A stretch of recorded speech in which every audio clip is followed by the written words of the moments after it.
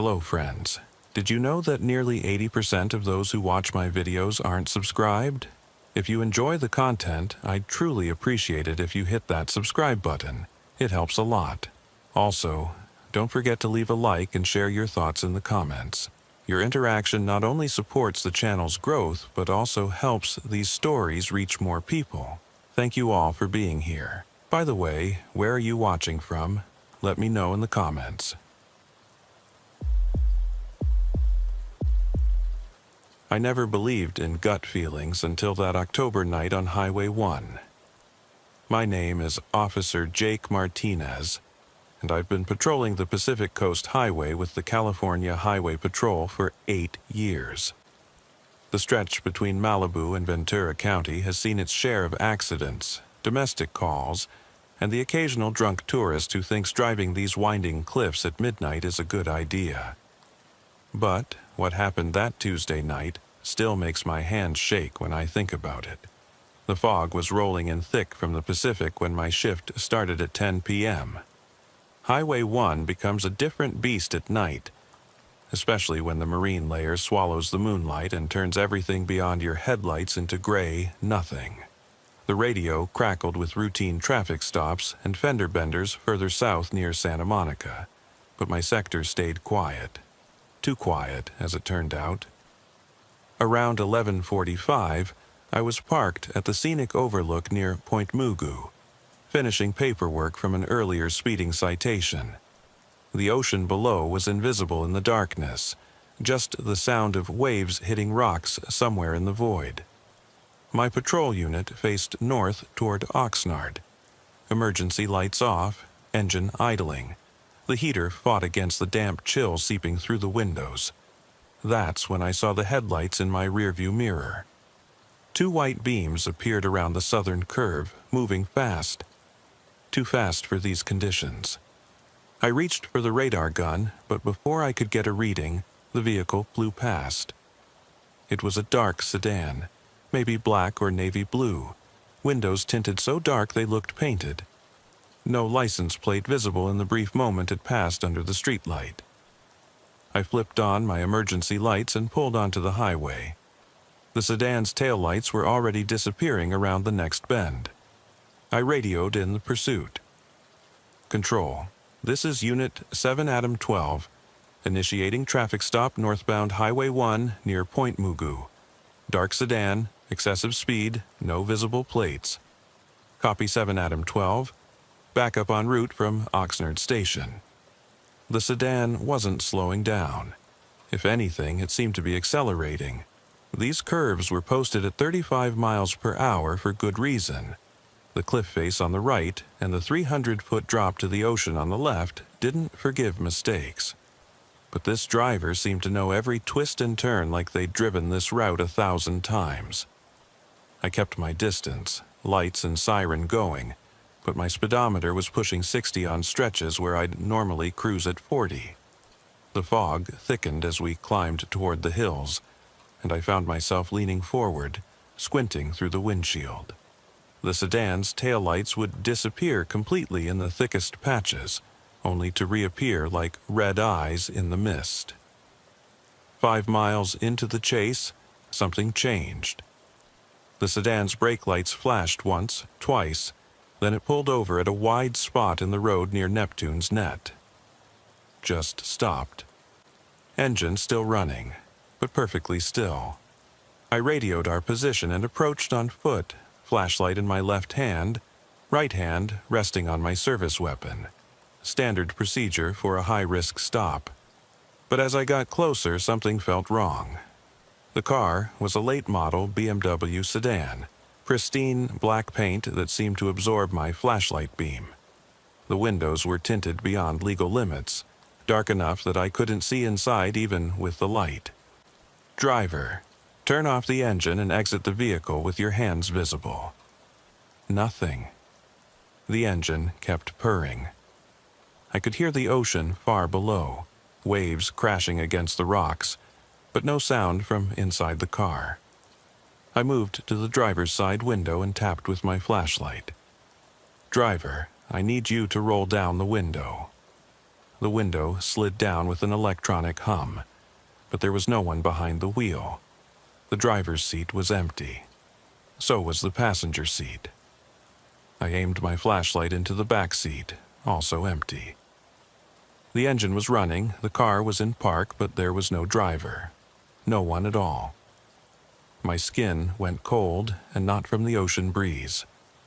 I'd seen accidents where drivers were ejected, but this car showed no signs of damage. The doors were locked except for the driver's side, which I tried and found open. The interior smelled new, like leather and cleaning chemicals. No personal belongings, no registration visible in the sun visor, nothing to indicate who owned this ghost car. I called it in. "Control, this is 7 Adam 12. We have a situation here. Vehicle is empty, no driver on scene. Requesting backup and a tow truck." "Copy 7 Adam 12. Can you confirm no driver on scene?" "That's affirmative. Car was moving at high speed less than 5 minutes ago. Now it's empty." There was a pause. 7 Adam 12. Backup is 20 minutes out due to fog delays. Secure the scene and stand by. 20 minutes might as well have been 20 hours. The fog was getting thicker, and the empty BMW sat there like a black hole in the mist. I walked a perimeter around the pullout area, searching for any sign of where the driver might have gone. The guardrail was intact, no footprints visible on the wet asphalt. No blood or clothing caught on the metal barriers. That's when I noticed the smell. It started subtle, mixing with the salt air and exhaust fumes. But as I walked back toward the BMW, it got stronger. Sweet and cloying, like flowers left too long in water, or meat starting to turn. I'd smelled it before at accident scenes, and it made my stomach clench. I opened the driver's door wider and leaned in, following my nose. The smell was definitely coming from inside the car. I popped the trunk release and walked to the back of the vehicle, hand on my weapon again. The trunk was empty too. Clean carpeting, spare tire in its well, emergency kit neatly organized in one corner. But the smell was stronger here, almost overwhelming. I had to step back and breathe through my mouth. My radio crackled. 7 Adam 12, this is Control. We're showing another high-speed vehicle heading north on your location. Dark sedan, no plates visible. I looked south down the highway. Through the fog, I could see headlights approaching fast. The same distinctive beam pattern, the same aggressive driving style. As it got closer, I could make out the shape, another BMW sedan, identical to the one sitting empty beside me. This one didn't slow down. It flew past the pullout at what had to be 70 miles per hour, heading north into the thickest part of the fog bank. I jumped back in my patrol unit and hit the lights. Control, in pursuit of second vehicle, northbound Highway 1. But this time was different. This time, I could barely keep the taillights in sight. The fog was so thick my headlights seemed to stop just a few feet in front of the bumper. I had to slow down to 40, then 30, then 25, just to stay on the road. The sedan's lights would appear and disappear like ghosts, always just at the edge of visibility. After about 3 miles, I lost them completely. I pulled over at the next turnout and sat there, engine running, trying to make sense of what was happening. 2 identical cars, both empty, both driven by invisible drivers through fog thick enough to choke on. My backup finally arrived.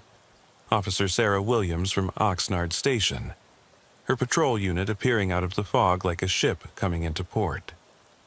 She pulled up next to me and rolled down her window. "Martinez, what's the situation?" I told her everything. The high-speed chase, the empty BMW, the smell in the trunk, the second identical vehicle. She listened without interrupting, but I could see the skepticism in her face. "Let's go back and look at the first car," she said. We drove back to where I'd left the empty BMW. The pullout was still there. The guardrail still intact, but the car was gone. No skid marks, no broken glass, no sign it had ever been there except for a faint outline in the thin layer of dust on the asphalt. Williams looked at me like I'd lost my mind. Martinez, you sure you didn't fall asleep? This fog can mess with your head. I was starting to wonder myself. But then my radio crackled again. All units, we have multiple reports of a dark sedan driving erratically on northbound Highway 1. Last seen near Rincon Point. No plates, excessive speed. Williams and I looked at each other. Rincon Point was 15 miles north of where we stood. If someone was driving that fast in this fog, they'd either crash or... Control, 7 Adam 12 and 7 Adam 15 responding to Rincon Point. We drove north together, emergency lights cutting through the fog like red and blue knives. The marine layer was starting to lift slightly as we climbed away from the water, but visibility was still terrible. We had to follow the yellow center line like a lifeline. At Rincon Point, we found them. 3 BMW sedans, all identical, all dark, all empty. They were parked in perfect formation at the scenic overlook, engines running, headlights pointing out toward the invisible ocean. The smell was there too, stronger than before, sweet decay that made my eyes water. Williams got on the radio while I approached the first car. Control, we have 3 abandoned vehicles at Rincon Point, requesting backup and supervisors. I tried the door handles, all locked except for the driver's door of the middle vehicle. Inside, the smell was so strong I gagged. But there was something else. A piece of paper on the passenger seat.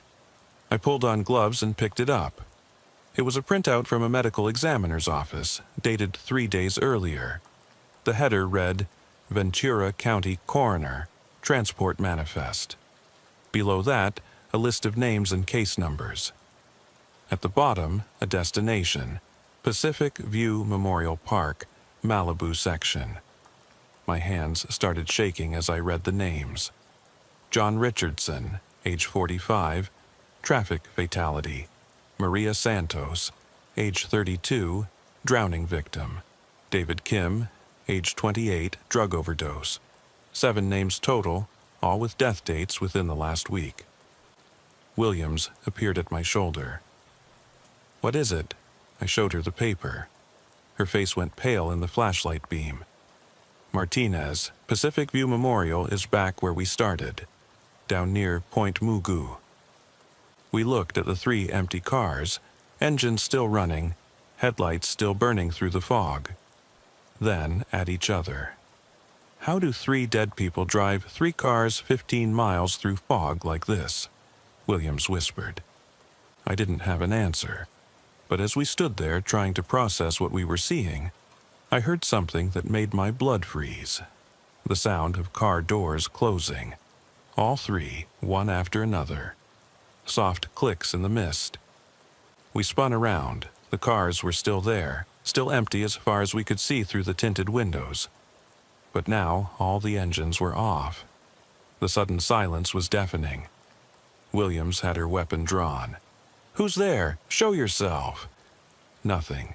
Just the sound of waves on rocks somewhere far below and our own breathing. Then the engine started again. All 3 simultaneously. No one turned any keys, no one pressed any buttons. They just rumbled to life like they were answering some unheard command. We need to get out of here, Williams said, backing toward our patrol units. But as we retreated, the BMW in the middle started moving. Slowly at first, backing out of its parking space with no one behind the wheel. The other 2 followed, forming a convoy that began to creep toward the highway. I grabbed my radio. Control, 7 Adam 12. We need all available units at Rincon Point. We have 3 vehicles moving without drivers. Static answered me. Then a voice I didn't recognize, hollow and distant. No units available. All units are busy with traffic fatalities. Williams and I exchanged looks. That wasn't the dispatcher's voice. That wasn't anyone from our station. The 3 BMWs had reached the highway now, turning south toward Malibu, moving slowly, deliberately, like a funeral procession. We followed at a distance, emergency lights dark, afraid to get too close but unable to turn away. They drove exactly at the speed limit. No erratic movements, no racing through curves, just steady, purposeful progress down Highway 1. Other drivers seemed to move out of their way without even realizing it, drifting into other lanes as if guided by instinct. As we descended back toward sea level, the fog began to clear. I could see the ocean again, black water stretching to the horizon. And I could see inside the BMWs more clearly now. They weren't empty anymore. Each car had a driver. Pale figures sitting perfectly straight, hands at 10 and 2 on the steering wheels, eyes fixed straight ahead. They were wearing what looked like their best clothes. A dark suit, a blue dress, a white shirt and tie. Funeral clothes. I tried to radio for backup again, but all I got was that same hollow voice. All units busy with traffic fatalities. The convoy turned off Highway 1 at the Pacific View Memorial Park exit. Williams and I followed them through the cemetery gates, past rows of headstones that looked like gray teeth in our headlights. The BMWs stopped at a section where several fresh graves were marked with temporary placards instead of permanent stones. The engines cut off again. The pale drivers sat motionless for a long moment, then began to fade like morning mist. One by one, they became transparent, then vanished entirely, leaving the cars empty again. But we could hear them now. Voices carried on the ocean breeze, 7 people talking quietly among themselves, thanking someone for the ride home, saying they could rest now, saying goodbye. Williams was crying. I realized I was too. The voices faded. The smell of flowers and decay lifted. The 3 BMWs sat silent in the cemetery, just abandoned cars now. Nothing more supernatural than metal and glass and faded registration tags. My radio crackled back to life with the familiar voice of our dispatcher. 7 Adam 12, what's your status? I looked at Williams. She nodded. Control, 7 Adam 12. We have 3 abandoned vehicles at Pacific View Memorial. Requesting tow trucks and an investigation team. Copy, 7 Adam 12.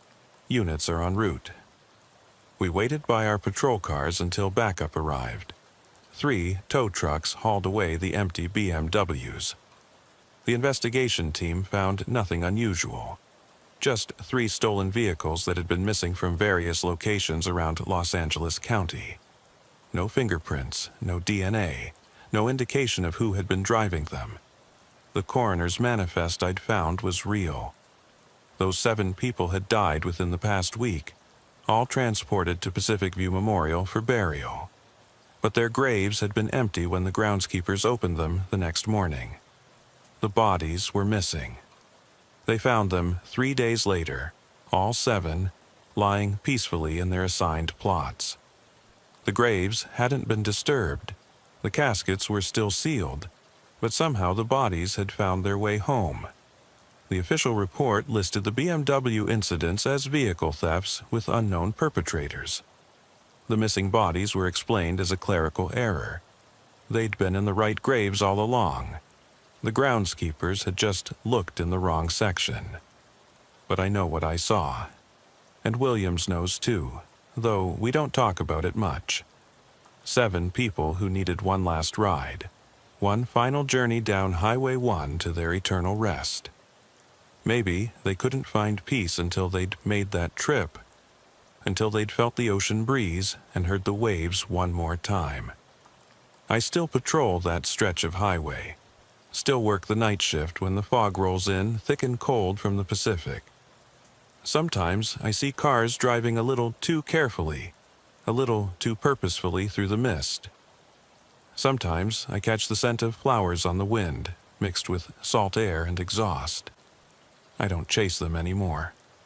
Some journeys are meant to be taken alone, and some passengers have destinations that the living can't follow. Highway 1 has always been a road between worlds, between land and sea, between the civilized coast and the wild Pacific, between the quick and the dead. On foggy nights when visibility drops to zero and the world shrinks to just the yellow lines under my headlights, I remember those 7 voices saying goodbye. I remember the peace in their tone when they knew they'd made it home, and I'd drive a little slower, a little more carefully, making sure the road stays clear for anyone who might need it. Because everyone deserves a safe journey home, no matter how long they've been traveling. And on Highway 1, sometimes the longest journeys are the ones that matter most. The weeks that followed that October night changed me in ways I'm still figuring out. Sleep didn't come easy anymore. Every time I closed my eyes, I'd see those pale figures behind the wheels of those BMWs, driving through fog so thick it seemed solid. Williams took early retirement 2 months later, said she needed to find a job where the impossible stayed impossible. I understood. Not everyone is cut out for the kind of policing where you have to accept that some questions don't have answers. But I stayed. Someone had to work the night shift on Highway 1, and after what I'd seen, I felt like I was the right person for the job. Or maybe the job had chosen me.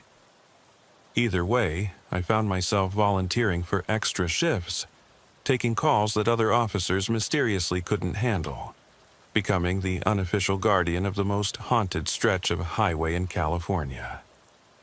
The first sign that my experience wasn't over came 3 weeks later. I was patrolling the same stretch near Point Mugu, fog rolling in thick from the Pacific, when I got a call about an abandoned motorcycle on the shoulder. Single rider, bike found running but empty, helmet still hanging from the handlebars. I found the motorcycle right where dispatch said it would be, a Harley-Davidson Sportster, cherry red with enough chrome to blind a pilot, but no rider anywhere in sight. The engine was still warm, keys in the ignition, a half-finished energy drink in the cup holder, like someone had just vanished mid-ride. I called it in, started the standard procedure for an abandoned vehicle. But as I walked around the bike, looking for any sign of where the rider might have gone, I caught that smell again. Sweet flowers mixed with something organic and unpleasant. The same smell that had filled those empty BMWs. The fog was getting thicker, reducing visibility to maybe 20 feet in any direction. I should have waited for backup, should have secured the scene and let the day shift handle it, but something about that motorcycle kept drawing my attention. The license plate was too new, too clean. The registration sticker was dated yesterday. I ran the plates through dispatch. The bike was registered to Marcus Webb, age 28, address in Thousand Oaks. No outstanding warrants, clean driving record, no history of mental illness or risky behavior. Just a normal guy who'd bought a motorcycle and apparently vanished while riding it. That's when I heard the sound. It started low, almost below the threshold of hearing, a humming that seemed to come from the asphalt itself, like the road was trying to communicate. I'd never heard anything like it before, but somehow it felt familiar, like a song I'd known in childhood but forgotten until this moment. The humming got louder, and I realized it was moving, coming from the south, traveling up Highway 1 at roughly the speed of traffic. But there were no headlights visible through the fog, no engine noise, just that strange harmonic vibration that made my teeth ache. I drew my weapon and stepped behind my patrol unit, using the engine block for cover. The sound was getting closer, and with it came a pressure change that made my ears pop, like being underwater or at high altitude. Then I saw it. A single headlight emerged from the fog, but it wasn't attached to any vehicle I could see. just a bright white beam floating about 4 feet off the ground, moving at steady highway speed. As it got closer, I could make out the faint outline of a motorcycle beneath it. Not solid, but translucent, like heat shimmer on summer asphalt. The ghost bike slowed as it approached the abandoned Harley. The humming sound intensified, and I watched in fascination as a figure materialized on the phantom motorcycle. Young man in leather jacket and jeans, dark hair whipping in the wind created by his own passage. He looked exactly like the photo on Marcus Webb's driver's license. The ghost rider pulled up beside his abandoned bike and sat there for a moment, engine idling silently. He reached out with one translucent hand to touch the fuel tank, fingers passing through the metal like it was made of water. His mouth moved like he was saying something, but no sound reached me through the fog. Then he looked directly at me. Even through the mist and across 30 yards of highway, I felt the weight of his gaze. His eyes were sad, infinitely sad, like someone who'd lost everything that mattered and was just now realizing it. He raised one hand in what might have been a wave or a salute, then twisted his ghostly throttle. The phantom motorcycle accelerated into the fog, that strange humming sound Dopplering away into the distance. Within seconds, both rider and bike had vanished completely, leaving only the abandoned Harley and the smell of flowers in the salt air. I holstered my weapon and walked over to the motorcycle. It was different now, not physically, but energetically. The machine felt empty in a way it hadn't before, like whatever had connected it to its owner had been severed. Just metal and rubber and gasoline, nothing more. The tow truck arrived 20 minutes later, followed by a detective from Ventura County who took my statement with professional skepticism. They'd investigate, try to find Marcus Webb, probably discover he'd died in an accident somewhere else, and the bike had been abandoned by whoever found it first. Another unexplained case that would be filed away and forgotten. But I knew better. Marcus Webb had been riding Highway 1 when something happened. An accident, maybe, or a medical emergency. And his spirit had been trapped, forced to ride the same route over and over until he could find his way to whatever came next. The abandoned motorcycle had been an anchor, keeping him tethered to the physical world. Now he was free. This became my new normal over the following months. Abandoned vehicles appearing on Highway 1, always during the thickest fog, always carrying the scent of flowers and decay. Cars, trucks, motorcycles, even a recreational vehicle that took 3 tow trucks to haul away. Each one empty but warm, keys in the ignition. Personal belongings scattered around like the owner had simply evaporated. And each time, if I was patient and observant, I'd catch a glimpse of the real driver. Ghost figures completing their final journeys, saying goodbye to the machines that had carried them in life. Sometimes they'd acknowledge me, sometimes they'd ignore me completely, but they all had that same look of infinite sadness mixed with profound relief. They were going home. The department started assigning me to these calls automatically. Other officers found excuses to avoid the fog-shrouded stretches of Highway 1, leaving me to handle the routine, abandoned vehicle reports. I didn't mind. Someone had to be there when the lost souls needed safe passage, and I was starting to understand that this was my calling. Captain Morrison called me into his office again after the 6th such incident. "Martinez, you're developing quite a reputation." "What kind of reputation?" "The kind that makes other officers nervous. The kind that gets you transferred to desk duty if you're not careful." I waited for him to continue. "But also, the kind that gets results. Your clearance rate on missing persons cases is phenomenal. Abandoned vehicle reports in your sector get resolved faster than anywhere else in the county, and I haven't had a single complaint about your performance or professionalism. Thank you, sir. Don't thank me yet. I'm assigning you to a special detail, liaising with other agencies on unexplained disappearances along coastal highways. Officially, you'll be investigating patterns in vehicle abandonment and possible human trafficking routes. Unofficially, ... He trailed off, studying my face. Unofficially, you'll be doing what you're already doing, just with more resources and less paperwork. The special assignment opened doors I didn't know existed. Missing persons files from the past decade, all involving people who'd vanished while driving coastal routes. Not just Highway 1, but the entire California coastline from San Diego to Crescent City. Hundreds of cases where people had simply disappeared, leaving their vehicles behind like empty shells. I started mapping the incidents, looking for patterns. What I found was both fascinating and terrifying. The disappearances clustered around specific locations, scenic overlooks, memorial sites, places where the highway curved close to the ocean, and they increased dramatically during certain weather conditions. Fog, obviously, but also during winter storms and unusually high tides. More importantly, I started finding connections between the missing people.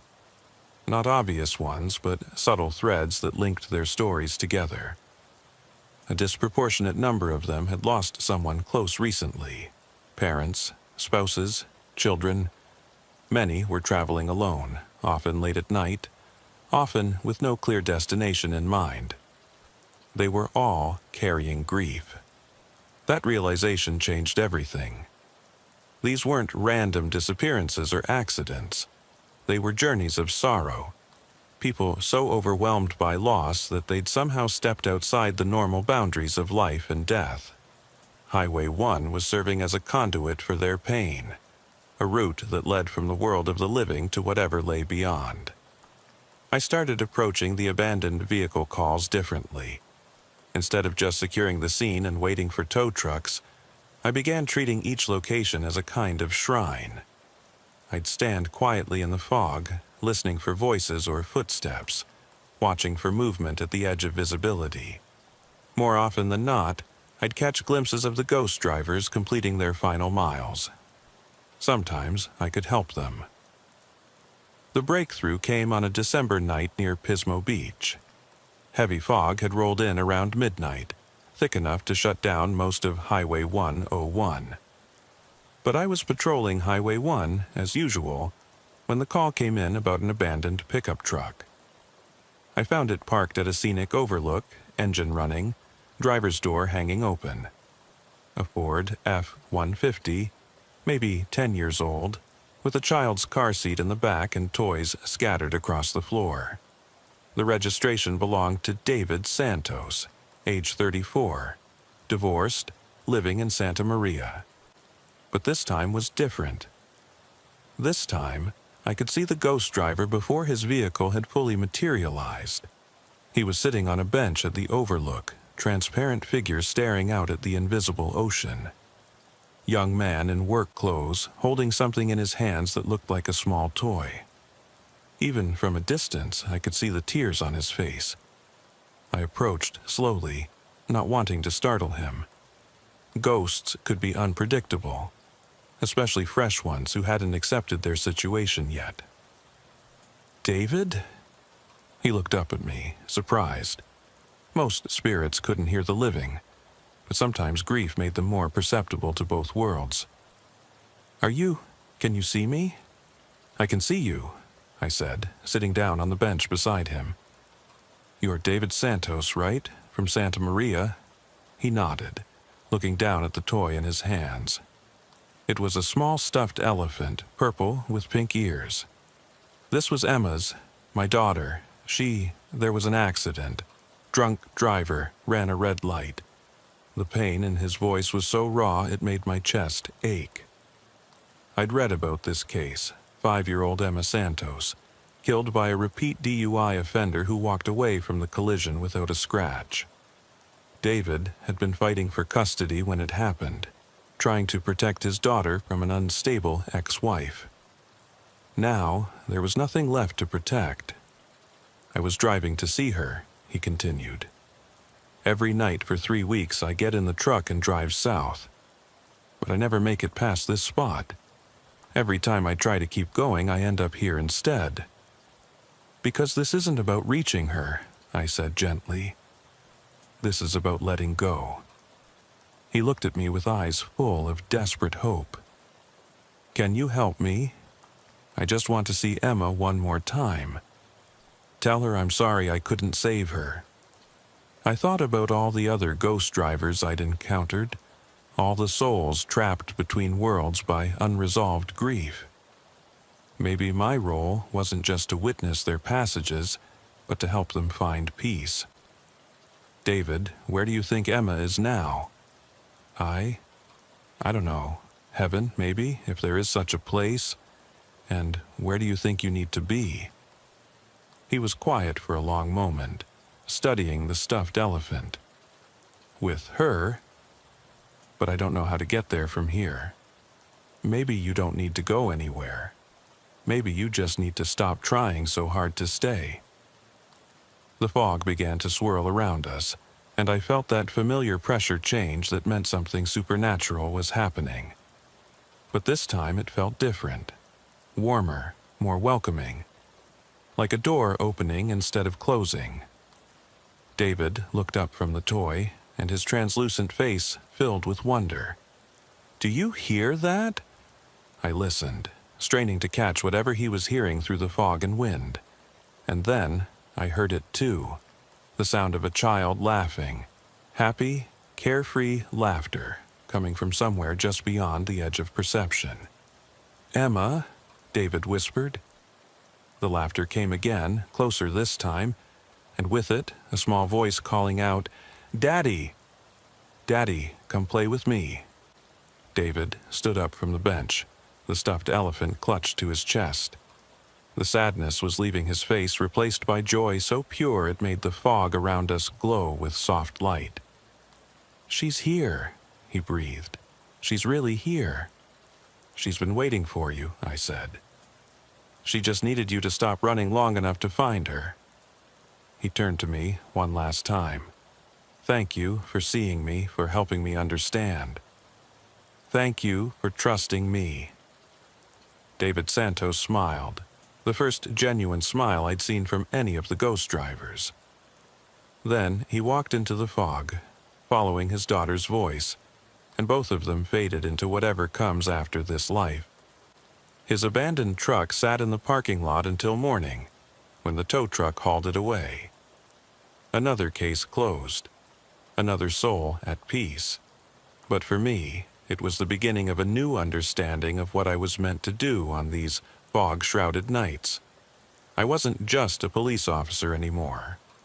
I was a bridge between worlds, helping the grief-stricken dead find their way to the peace they couldn't reach alone. And Highway 1 was my cathedral, the sacred space where that work could be done. Word spread somehow through whatever networks the dead used to communicate with each other. More ghost drivers began appearing on my shifts, not just random souls trapped by circumstance, but spirits who'd heard that help was available on the midnight watch. They came from all over California, drawn to Highway 1 like pilgrims to a holy site. Each one had a story. Margaret Chen, an elderly woman who'd been driving to visit her husband's grave every night for 6 months after his funeral, unable to accept that he was gone. I helped her understand that love doesn't require physical proximity, that her husband was with her whether she visited the cemetery or not. James Rodriguez, a young father who died in a motorcycle accident while racing to the hospital where his premature son was fighting for life. He'd been trying to reach the hospital's NICU for 3 years, his ghost bike appearing and disappearing on the same stretch of a highway where he'd crashed. I helped him realize that his son had grown strong and healthy, that his desperate ride was no longer necessary. Sarah Williams, a teenager who'd overdosed at a beach party and spent 2 years trying to drive home to apologize to her parents. She finally found peace when I explained that forgiveness doesn't always require words, that love can transcend even the most painful mistakes. Each successful crossing made me more confident in my unusual role, but it also brought new challenges. Not every spirit was ready for peace. Some were angry, violent, trapped by rage instead of grief. These encounters tested my limits and taught me that not all hauntings could be resolved with kind words and patient listening. The worst was Tommy Morrison, a gang member who'd been shot during a drug deal gone bad in Long Beach. His ghost had been terrorizing drivers on Highway 1 for months, appearing suddenly in their back seats or standing in the middle of the road, forcing cars off the cliff. 3 accidents, 2 fatalities, and a growing sense that something malevolent was using the highway for its own purposes. I encountered Tommy on a February night near Big Sur. His spirit was different from the others. Darker, more solid, radiating anger like heat from a fire. When I tried to communicate with him, he responded with threats and obscenities, making it clear that he had no interest in moving on to whatever came next. "I like it here," he snarled, his ghostly form flickering between human and something more monstrous. "I like scaring people. I like making them crash. Makes me feel powerful again." "Tommy, this isn't helping you," I tried to reason with him. "You're hurting innocent people." "So? They hurt me first. World hurt me first. Now it's my turn. Some souls, I learned, choose darkness over light, choose revenge over peace. And sometimes the only way to protect the living is to find ways to send those souls somewhere they can't cause harm. The final confrontation with Tommy Morrison happened during a winter storm, when Highway 1 was officially closed to civilian traffic. I'd been patrolling alone, watching for his manifestations, when he appeared directly in front of my patrol car, solid enough to make me slam on the brakes. "You've been looking for me," he said, walking through my windshield like it was made of water. "Now you found me." I'd prepared for this encounter, carrying blessed salt and holy water along with my standard equipment. But spiritual warfare is different from physical combat. You can't just shoot a ghost or wrestle him to the ground. You have to be stronger than his anger, more determined than his hatred. "Tommy, you don't belong here anymore. It's time to move on. I belong wherever I want to belong. And I want to belong here, making your life miserable." He reached for me with hands that felt like ice water, trying to possess my body the way he'd possessed other drivers. But I'd been prepared for that too. I'd spent hours in meditation and prayer, building walls around my mind that hostile spirits couldn't breach. The battle lasted all night. Tommy throwing the full weight of his fury against my defenses, me standing firm and refusing to let him pass. By dawn, he was weakening, his form becoming less solid, his voice losing its power to intimidate. "This isn't over," he whispered as the first rays of sunlight broke through the storm clouds. "I'll be back." But he wasn't. Hostile spirits draw their power from darkness, both literal and metaphorical. Confronted with someone who refused to be intimidated, who stood in the light and offered peace instead of violence, Tommy Morrison's ghost finally released its grip on the physical world and moved on to whatever judgment awaited it. That encounter taught me that my role as a spiritual guardian had aspects I hadn't expected. Sometimes helping the dead meant offering comfort and guidance. Sometimes it meant standing as a barrier between the worlds, protecting the living from souls who'd chosen malevolence over peace. 5 years into my supernatural police work, I was approached by Detective Sarah Kim from LAPD's Cold Case Unit. She'd been investigating a series of missing persons cases along the entire California coast, and had noticed the same patterns I'd identified. People disappearing from their vehicles during specific weather conditions, always near locations with significant emotional resonance. "Officer Martinez, I need your expertise on something," she said during our first meeting at a coffee shop in Malibu. "I've read your reports on abandoned vehicle incidents, and I think you might be the only law enforcement officer in the state who understands what we're really dealing with." She laid out photos of missing persons across the table. Dozens of faces, all ages and backgrounds, but all with the same expression of profound sadness. People carrying burdens too heavy for the living world to sustain. "They're not really missing, are they?" she asked. "No," I said. "They're transitioning, moving from this world to whatever comes next. The vehicles get left behind because they don't need them anymore. Can you help me find them? Their families need closure." That was the beginning of a partnership that expanded my work beyond Highway 1. Detective Kim and I began investigating supernatural disappearances throughout California, developing protocols for distinguishing between conventional kidnappings and spiritual transitions. We couldn't tell the families the truth, that their loved ones had died and moved on, but we could help provide the closure they needed. Our success rate was phenomenal, partly because we understood what we were really investigating, but mostly because the ghost drivers wanted to be found. They'd leave signs, clues, messages that only someone familiar with spiritual communication could interpret. A father would leave his wedding ring on the dashboard of his abandoned car, positioned to catch the morning light in a way that spelled out, "I love you," in shadow. A mother would arrange her daughter's toys in patterns that revealed where her spirit had finally found peace. The work was emotionally exhausting, but deeply rewarding. Every case we closed meant a family could begin healing, and a soul could complete its journey without interference from the bureaucratic machinery of missing persons investigations. But it was also dangerous in ways I hadn't anticipated. Other entities had taken notice of the spiritual highway I was helping to maintain along the California coast. Not human souls, but older things that fed on grief and despair. They began infiltrating the crossing points, disguising themselves as lost spirits in need of guidance, then revealing their true nature once they'd gained access to the physical world. The first incident happened near Hearst Castle, where a woman claiming to be a ghost driver asked for my help reaching her deceased child. Something about her felt wrong.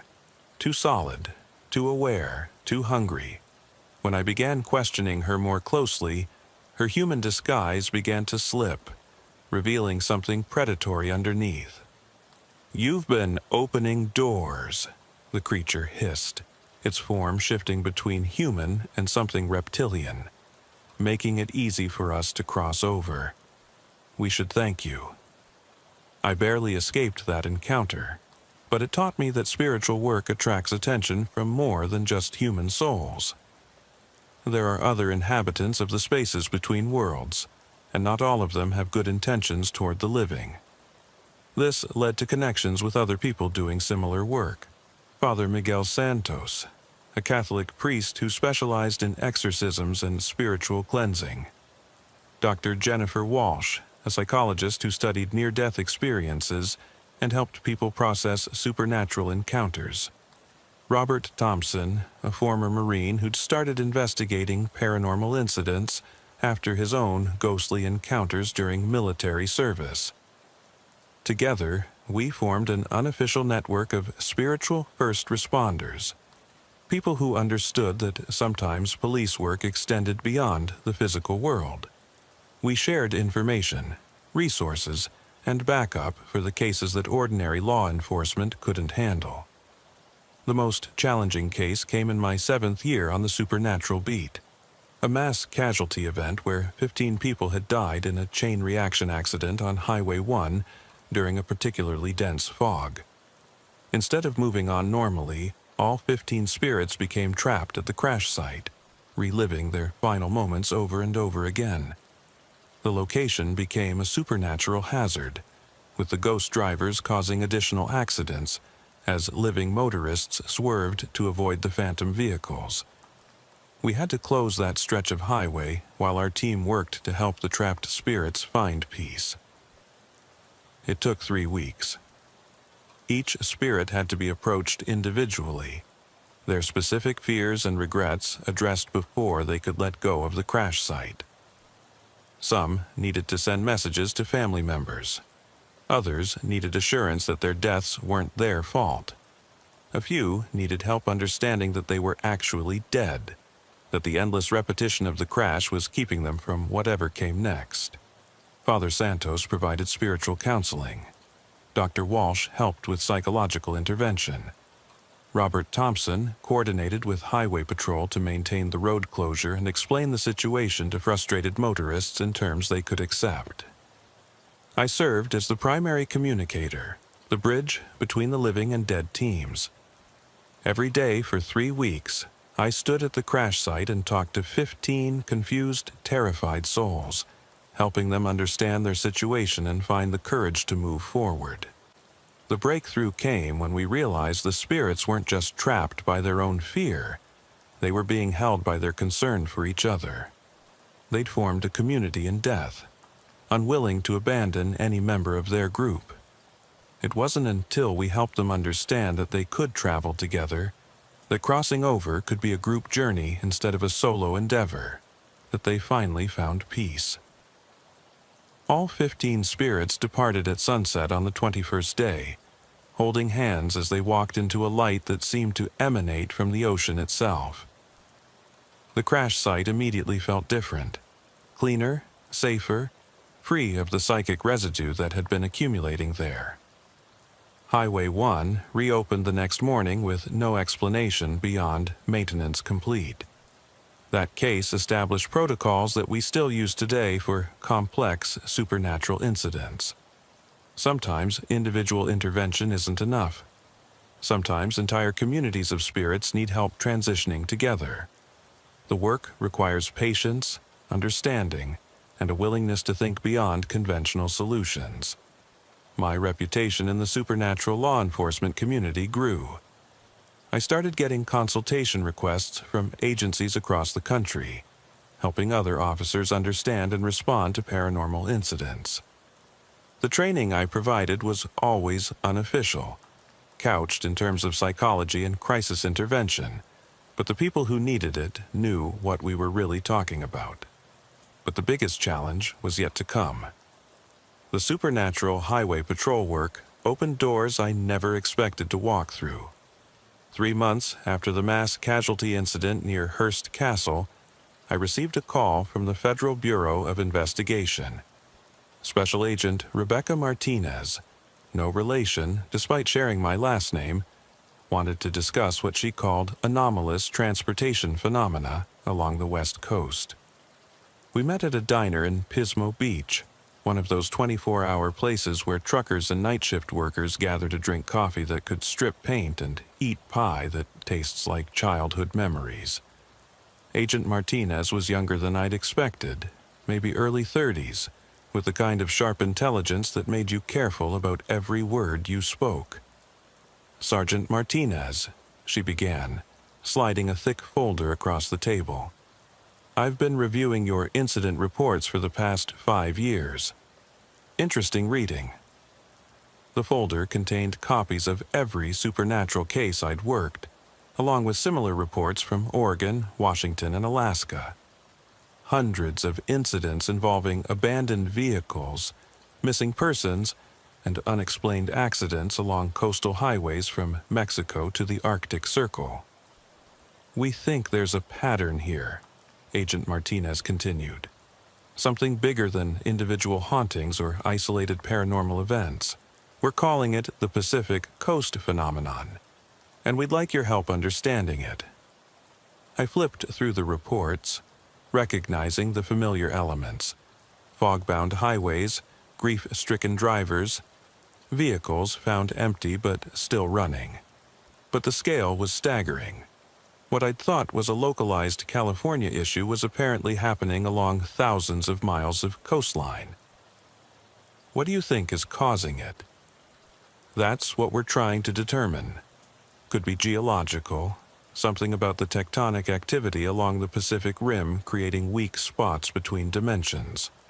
Could be psychological, the coastal highways attracting people in crisis, creating a feedback loop of spiritual energy. Or it could be something else entirely.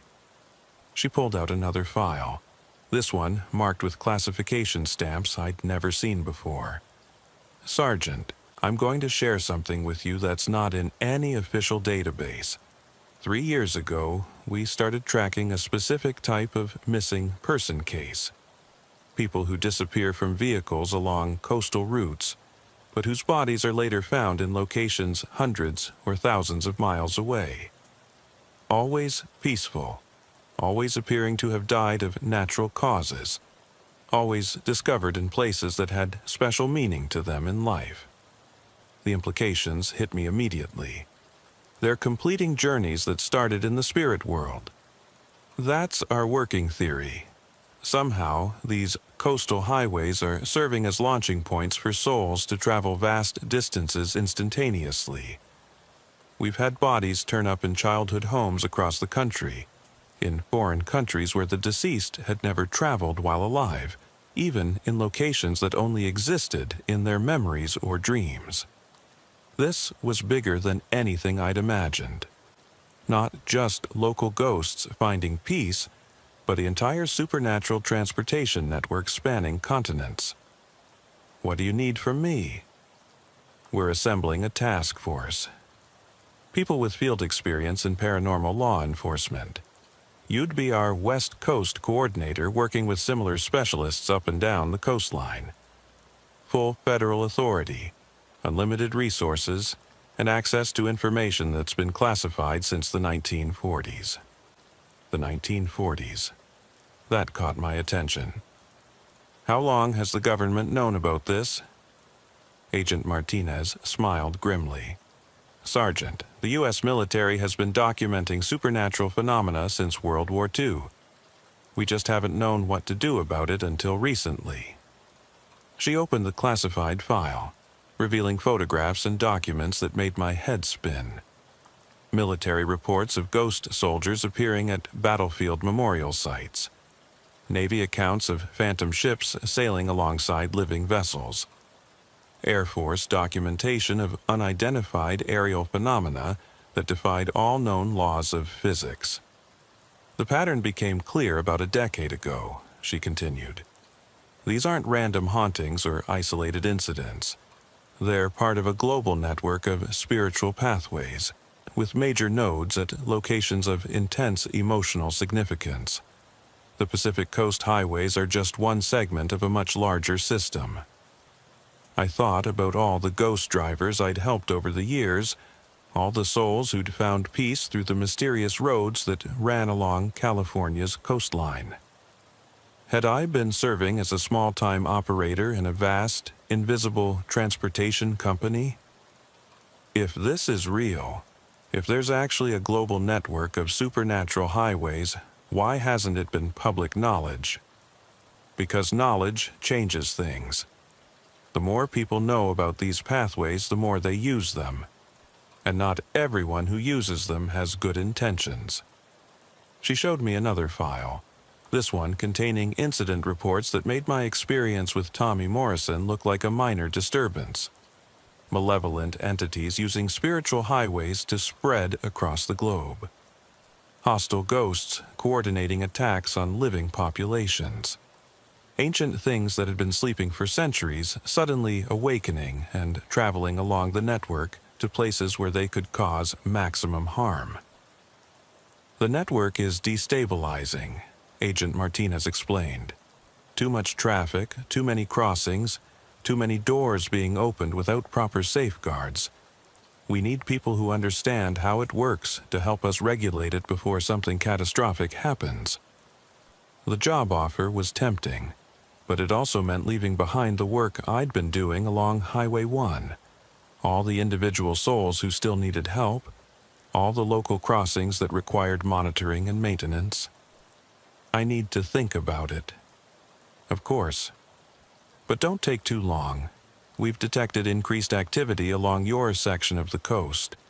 Something big is building, and we think you might be the key to understanding what it is."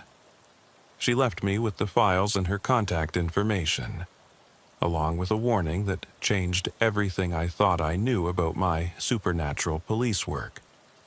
"Sergeant, you've been assuming that the ghost drivers you help are just random souls seeking peace. But what if they're not random? What if they're being sent to you specifically by someone or something that's been watching your work and evaluating your capabilities?" That possibility kept me awake for weeks. Every ghost encounter I'd ever had re-examined through the lens of potential manipulation. Had I been helping lost souls find peace, or had I been unknowingly serving as a recruitment tool for some larger supernatural agenda?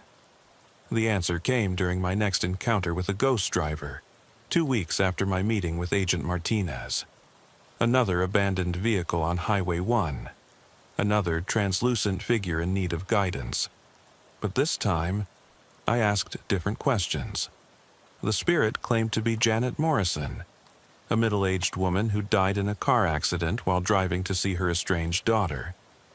She wanted help crossing over so she could apologize for years of family conflict and find peace in death. Standard case, familiar pattern. But when I pressed for details about her life and death, her story began to fall apart. She couldn't remember her daughter's name or the location of the accident. She had no knowledge of her own funeral or burial. And most tellingly, she showed no reaction to blessed salt or holy water, protections that affected genuine human spirits but had no impact on other types of entities. "You're not Janet Morrison," I said, drawing my service weapon even though bullets wouldn't harm whatever this thing really was. "What are you, and what do you want?" The false spirit's appearance began to shift, human features melting away to reveal something far older and more alien. When it spoke, its voice carried harmonics that made my bones ache.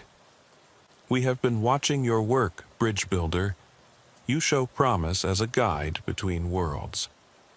There are those who would benefit from your services, souls who have been waiting centuries for someone with your flexibility regarding the boundaries between life and death." "What kind of souls?" "Ancient ones, powerful ones. Beings who ruled this land long before your species learned to make fire. They have been sleeping, but they wish to wake. They need a guide who can open the proper doors." This was exactly what Agent Martinez had warned me about. Ancient entities using the spiritual highway network to return to the physical world, with human guides serving as unknowing accomplices in their resurrection. "I won't help you." The creature's form continued to shift, becoming more monstrous with each passing second. "You will help us, willingly or otherwise. Your work has already begun opening the pathways we need. Soon, the old rulers will walk again, and this land will return to its proper masters." It lunged at me, not physically but psychically, trying to invade my mind the way Tommy Morrison had attempted years earlier. But my experience with hostile spirits had taught me how to defend against such attacks. I held firm, using meditation techniques and spiritual protections to maintain my mental barriers. The battle lasted until dawn, when the creature finally retreated, dissolving into mist that smelled of sulfur and decay. But its parting words echoed in my mind for days afterward. "You cannot stop what has already begun. The ancient compact is breaking, and the sleeping kings will rise. Your highway will serve as their road to conquest, whether you cooperate or not." I called Agent Martinez immediately. "The answer is yes," I told her. "I'll join your task force, but we need to move fast. Something is using the Pacific Coast Highway Network to wake things that should stay asleep." The federal task force was unlike anything in my previous experience. Our team included military officers with experience in psychological warfare. scientists who studied consciousness and quantum mechanics, religious experts from a dozen different traditions, and law enforcement officers from around the world who'd encountered similar phenomena in their jurisdictions. Our base of operations was a converted Coast Guard station near Monterey, officially designated as a maritime safety research facility, but actually serving as headquarters for supernatural highway patrol activities along the entire West Coast. The facility included holding cells designed to contain spiritual entities, laboratories for studying paranormal evidence, and communication equipment that could monitor ghostly activity across thousands of miles of coastline. My first assignment was mapping the complete network of spiritual pathways along the California coast. Not just the major routes like Highway 1, but every back road, hiking trail, and hidden passage that spirits used for transportation. The work required months of field investigation, traveling to remote locations and testing for psychic residue, electromagnetic anomalies, and other signs of supernatural activity. What we discovered was both fascinating and terrifying. The spiritual highway network was far more extensive than anyone had realized, with primary routes connecting major emotional landmarks, battlefields, disaster sites, places where large numbers of people had died violently or tragically. But there were also countless smaller pathways, some as narrow as footpaths, that connected individual homes to cemeteries, hospitals to morgues, crime scenes to courthouses. The entire system formed a web of spiritual infrastructure that paralleled the physical highway network, allowing souls to travel between emotionally significant locations without regard for physical distance or geographical barriers. A ghost could step onto the network at the site of a traffic accident in San Diego and emerge at a family burial plot in Maine, covering 3,000 miles in the blink of an eye. But the network was designed for individual travelers, not mass migration. The increased traffic we'd been documenting was causing structural damage to the pathways themselves, creating weak points where hostile entities could break through from other dimensions. It's like a highway system built for cars suddenly having to handle truck traffic, Dr. Sarah Walsh explained during one of our briefings. She'd joined the task force after her work with near-death experience research revealed connections to the spiritual transportation network. The infrastructure can't handle the load, so it's starting to collapse. The collapse wasn't random.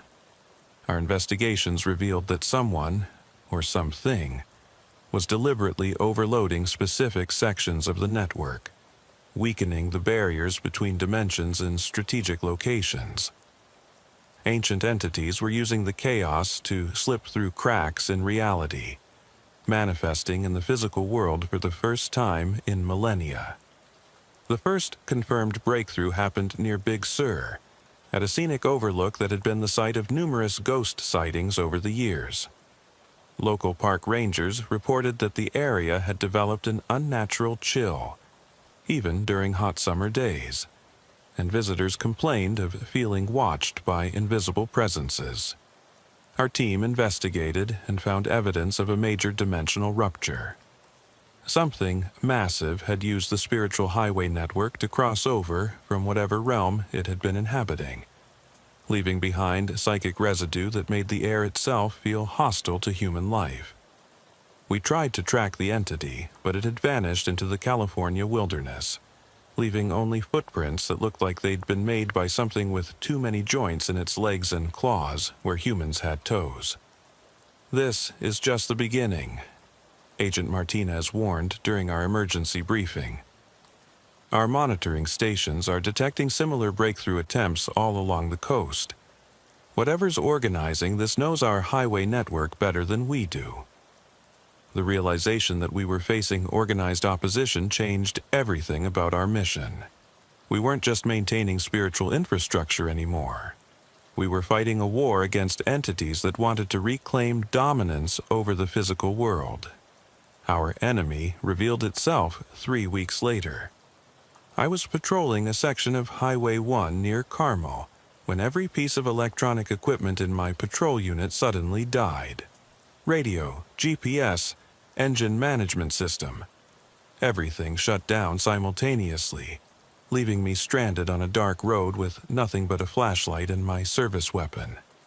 The fog rolled in within minutes, thick enough to reduce visibility to arm's length. But this wasn't natural marine layer.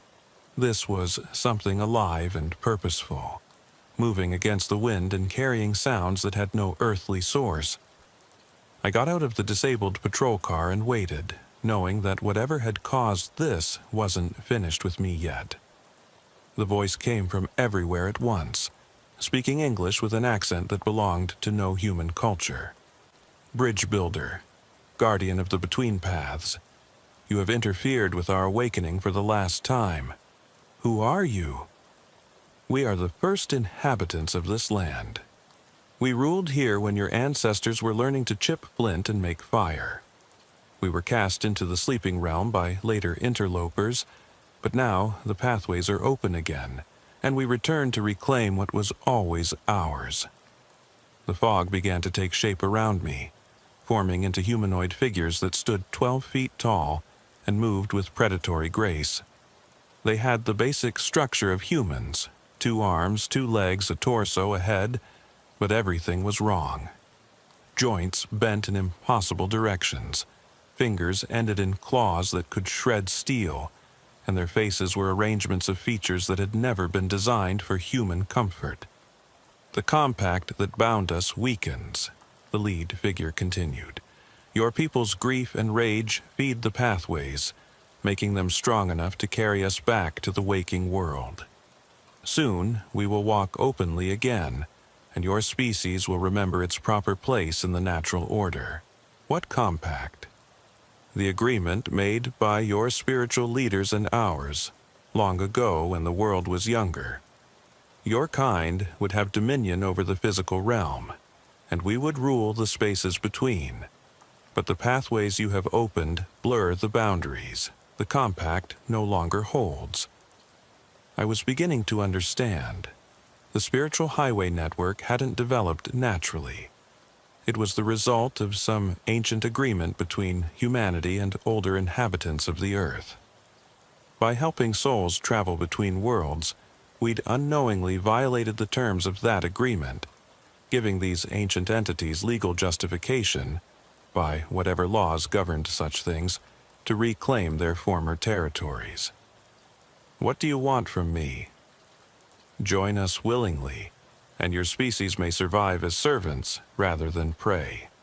Continue to oppose us, and we will use your own highways to spread across this continent like wildfire.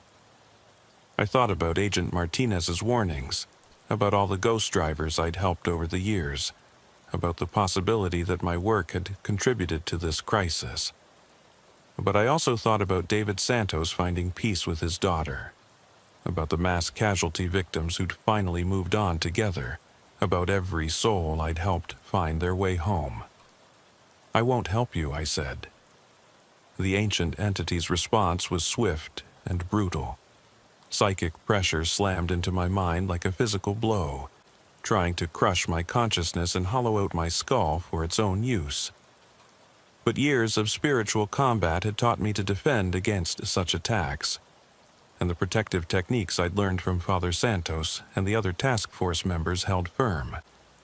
You cannot resist us forever, Bridge Builder.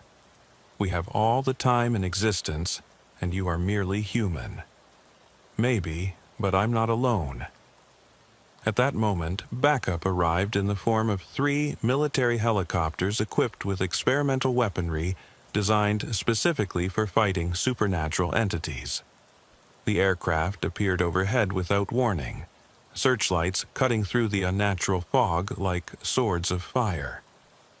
The ancient entities reacted with surprise and rage, their forms dissolving back into mist as concentrated beams of electromagnetic energy swept the area. The weapons were based on research into the frequencies that disrupted spiritual manifestations, essentially forcing ghosts and other supernatural beings back into their native dimensions. Retreat for now. The lead entity's voice echoed as it faded. "But this war has only begun. We will return with greater numbers, and your weapons will not save you then."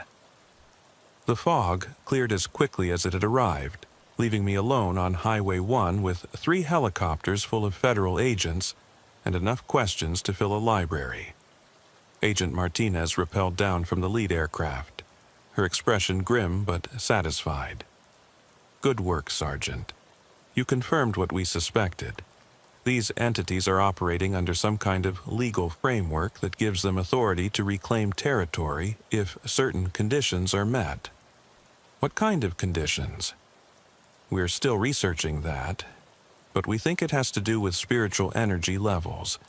The more souls that use the highway network, the more power these ancient things accumulate.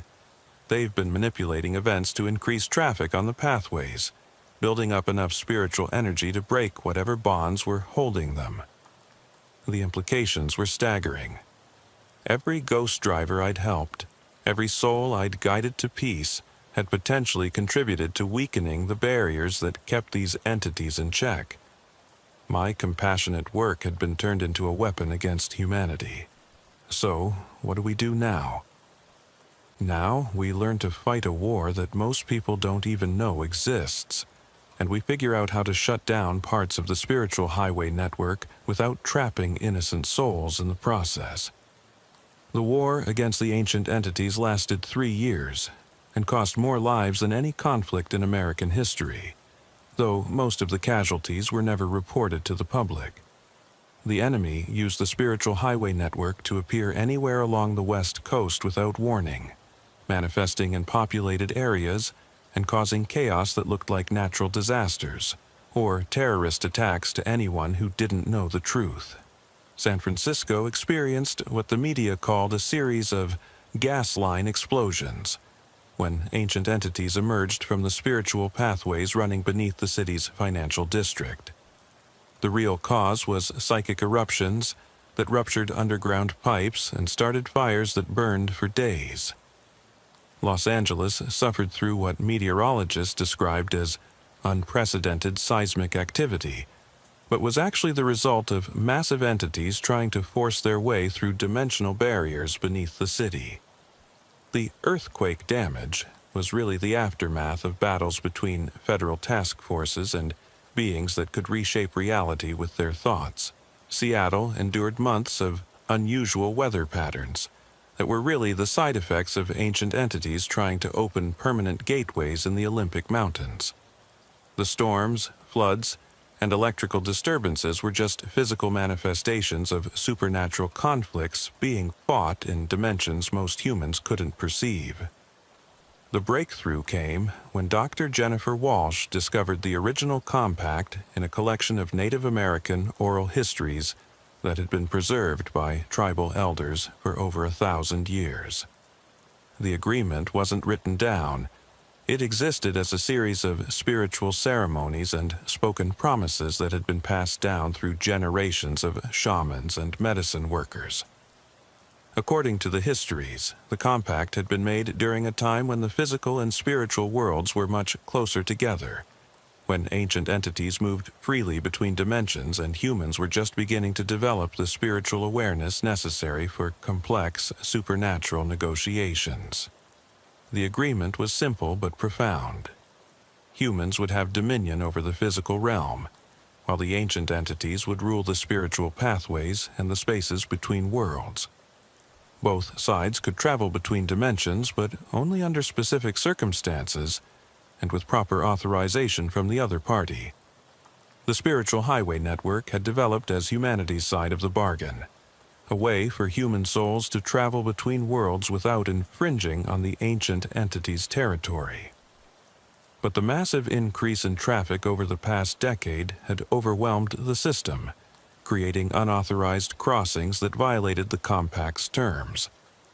"It's like we've been accidentally trespassing," Dr. Walsh explained during our final strategy meeting. "Every ghost driver you've helped, every soul that's used the network to cross over, has technically been breaking the original agreement. The ancient entities have the legal right, by whatever laws govern these things, to reclaim their territory and punish us for the violations. So, what's the solution?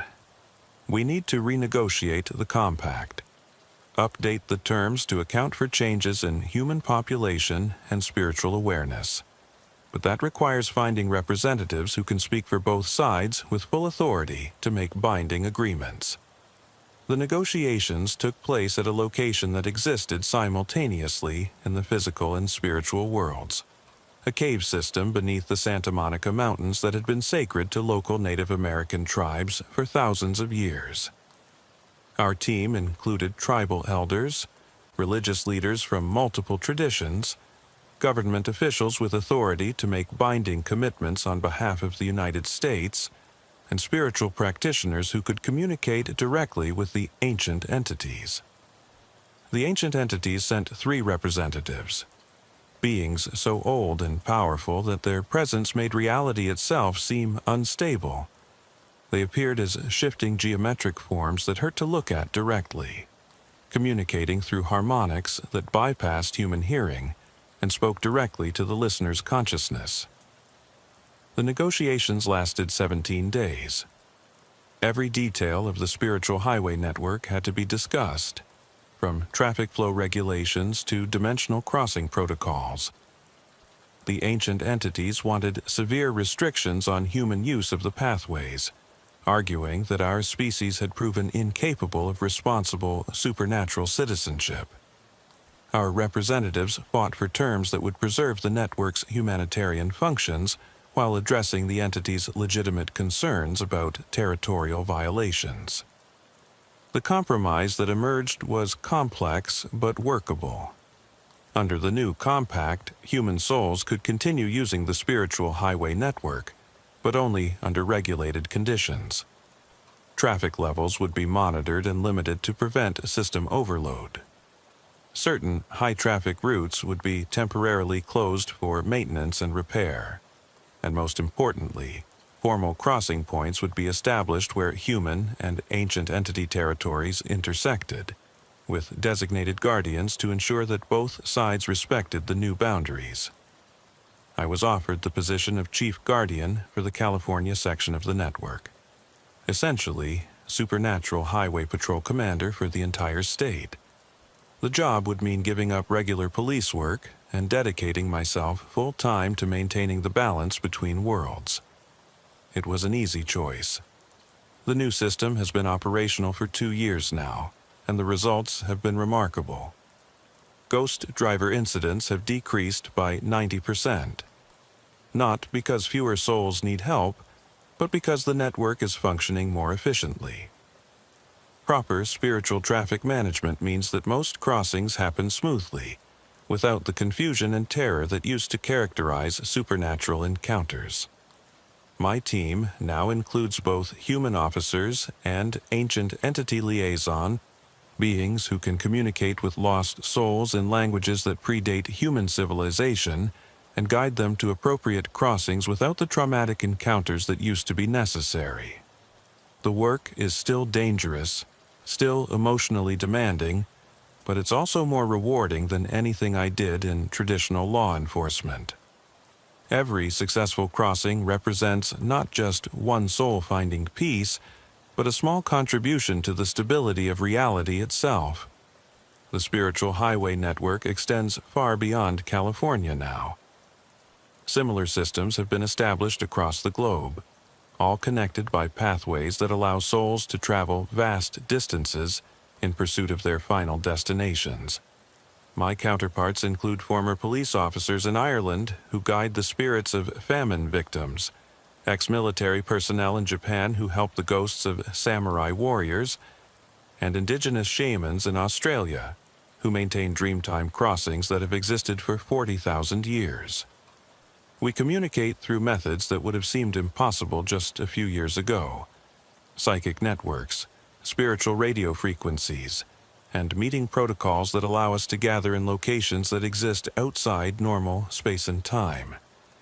The work has taught me that reality is far more flexible than I ever imagined, and that human understanding of existence has barely scratched the surface of what's actually possible.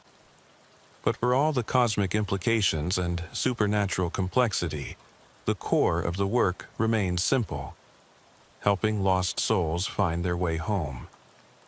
I still patrol Highway 1 on foggy nights, still respond to calls about abandoned vehicles and missing persons. But now I understand that I'm part of something much larger than local law enforcement. A global network of guardians who maintain the balance between life and death, between the physical world and whatever lies beyond. The ghost drivers still come, drawn by grief or confusion or unfinished business. But now they find a system designed to help them, staffed by beings who understand their needs and can guide them safely to whatever comes next. The fear and desperation that used to characterize supernatural encounters has been replaced by a process that's still mysterious, but no longer terrifying. Sometimes, on the clearest nights when the marine layer stays out at sea and the stars are visible all the way to the horizon, I can see the spiritual pathways that run parallel to Highway 1.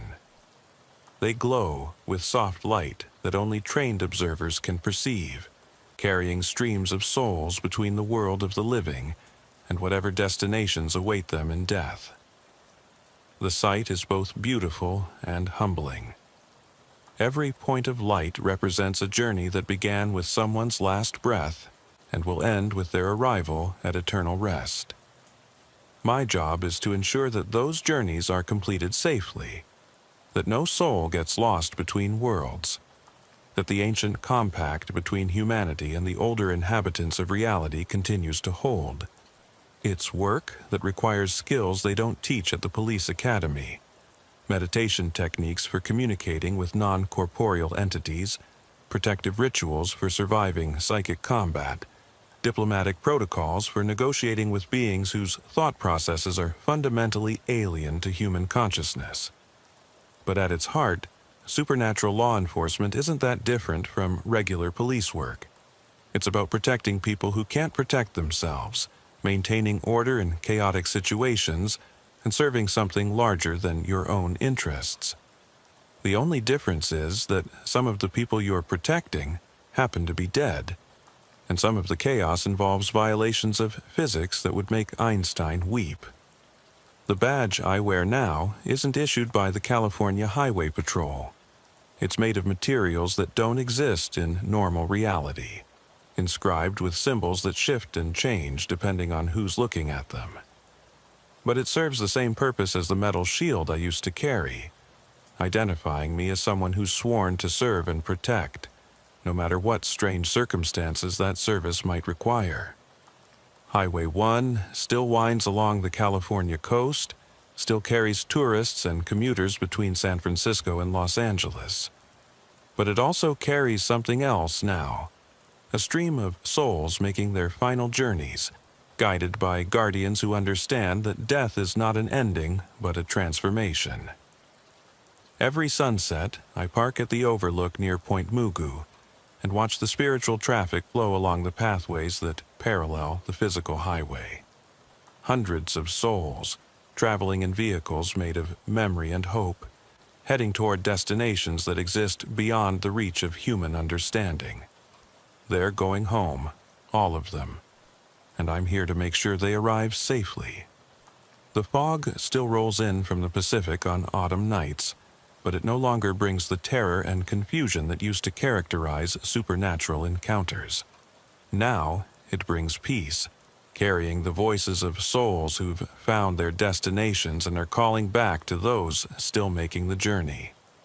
Safe travels, they whisper. The road is clear, the guardians are watching. Come home. And one by one, light by light, they do. The work continues. The compact holds. The highway remains open for all travelers, living and dead alike. Highway 1 has always been more than just a road. It's been a bridge between worlds, a pathway between what was and what will be. Now, officially and openly, it serves that purpose for everyone who needs it, including some passengers I still can't always see, but who I know are there, making their way safely through the fog toward whatever waits for them at the end of their final ride. The call came in at 11:47 p.m. on a Tuesday night in September, and I should have known it was going to be one of those shifts that stays with you forever. My name is Officer Rebecca Thompson, San Diego Police Department, Southern Division. I've been working the border beat for 6 years now, and I thought I'd seen everything the night shift could throw at me. Drug smugglers, human traffickers, gang violence that spills over from Tijuana like toxic waste. But nothing had prepared me for what waited at 4247 Calle Vista that night. The Santa Ana winds were blowing hot and dry from the desert, turning the air electric with dust and making everyone a little crazy. These winds always brought trouble. Domestic calls doubled, bar fights multiplied, and even the most level-headed people started making decisions they'd regret by morning. The dispatcher's voice crackled through my radio with that tight edge that meant serious business. Unit 7, David 12. Respond to domestic disturbance at 4247 Calle Vista. Possible weapons involved. Caller reported screaming and sounds of a struggle. I was partnered with Officer Michael Rodriguez that night. Rodriguez had 12 years on the force, all of them in Southern Division. He knew every alley, every gang tag, every family feud in our sector. More importantly, he knew when to push and when to walk away. In border policing, that instinct could mean the difference between going home and going to the morgue. Copy dispatch, 7 David 12 responding. Rodriguez said into the radio, already turning our patrol unit south toward the residential neighborhoods that bordered the fence line. These were the forgotten communities of San Diego, where working families mixed with recent immigrants, legal and otherwise. Good people trying to make honest livings, but also plenty of opportunities for those who preferred their money fast and dirty.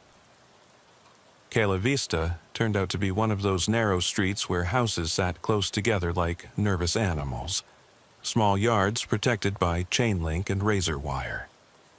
Number 4247 was a single-story bungalow painted institutional green, with a covered porch and bars on every window. Light spilled from behind closed curtains, and we could hear raised voices even before we killed the engine. Sounds like Spanish, Rodriguez muttered, adjusting his radio and checking his weapon. Family argument, maybe domestic violence. We approached according to standard procedure. Rodriguez on the hinge side, me on the knob side, both staying clear of the door frame in case someone decided to start shooting through it. The voices inside were getting louder. A man and woman definitely arguing, but the words were coming too fast for my limited Spanish to follow.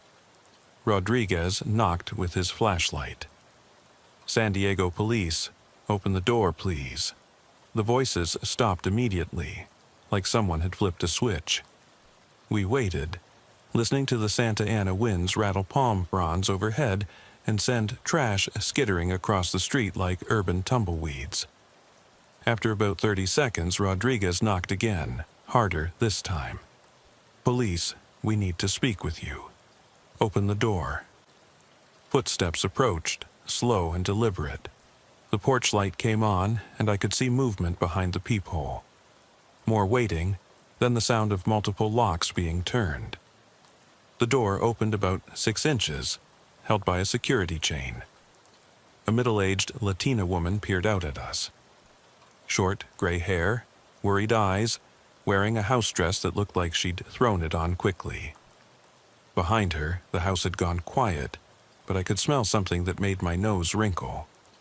Not exactly rotting, but not fresh either, like meat that had been left out just a little too long. "Officers," she said in accented but clear English. "What can I do for you?" "Ma'am, we received a call about a domestic disturbance at this address. Are you all right?" She glanced over her shoulder nervously, then back at us. "Domestic disturbance?" "No, officers, everything is fine here, just watching television, maybe it was too loud."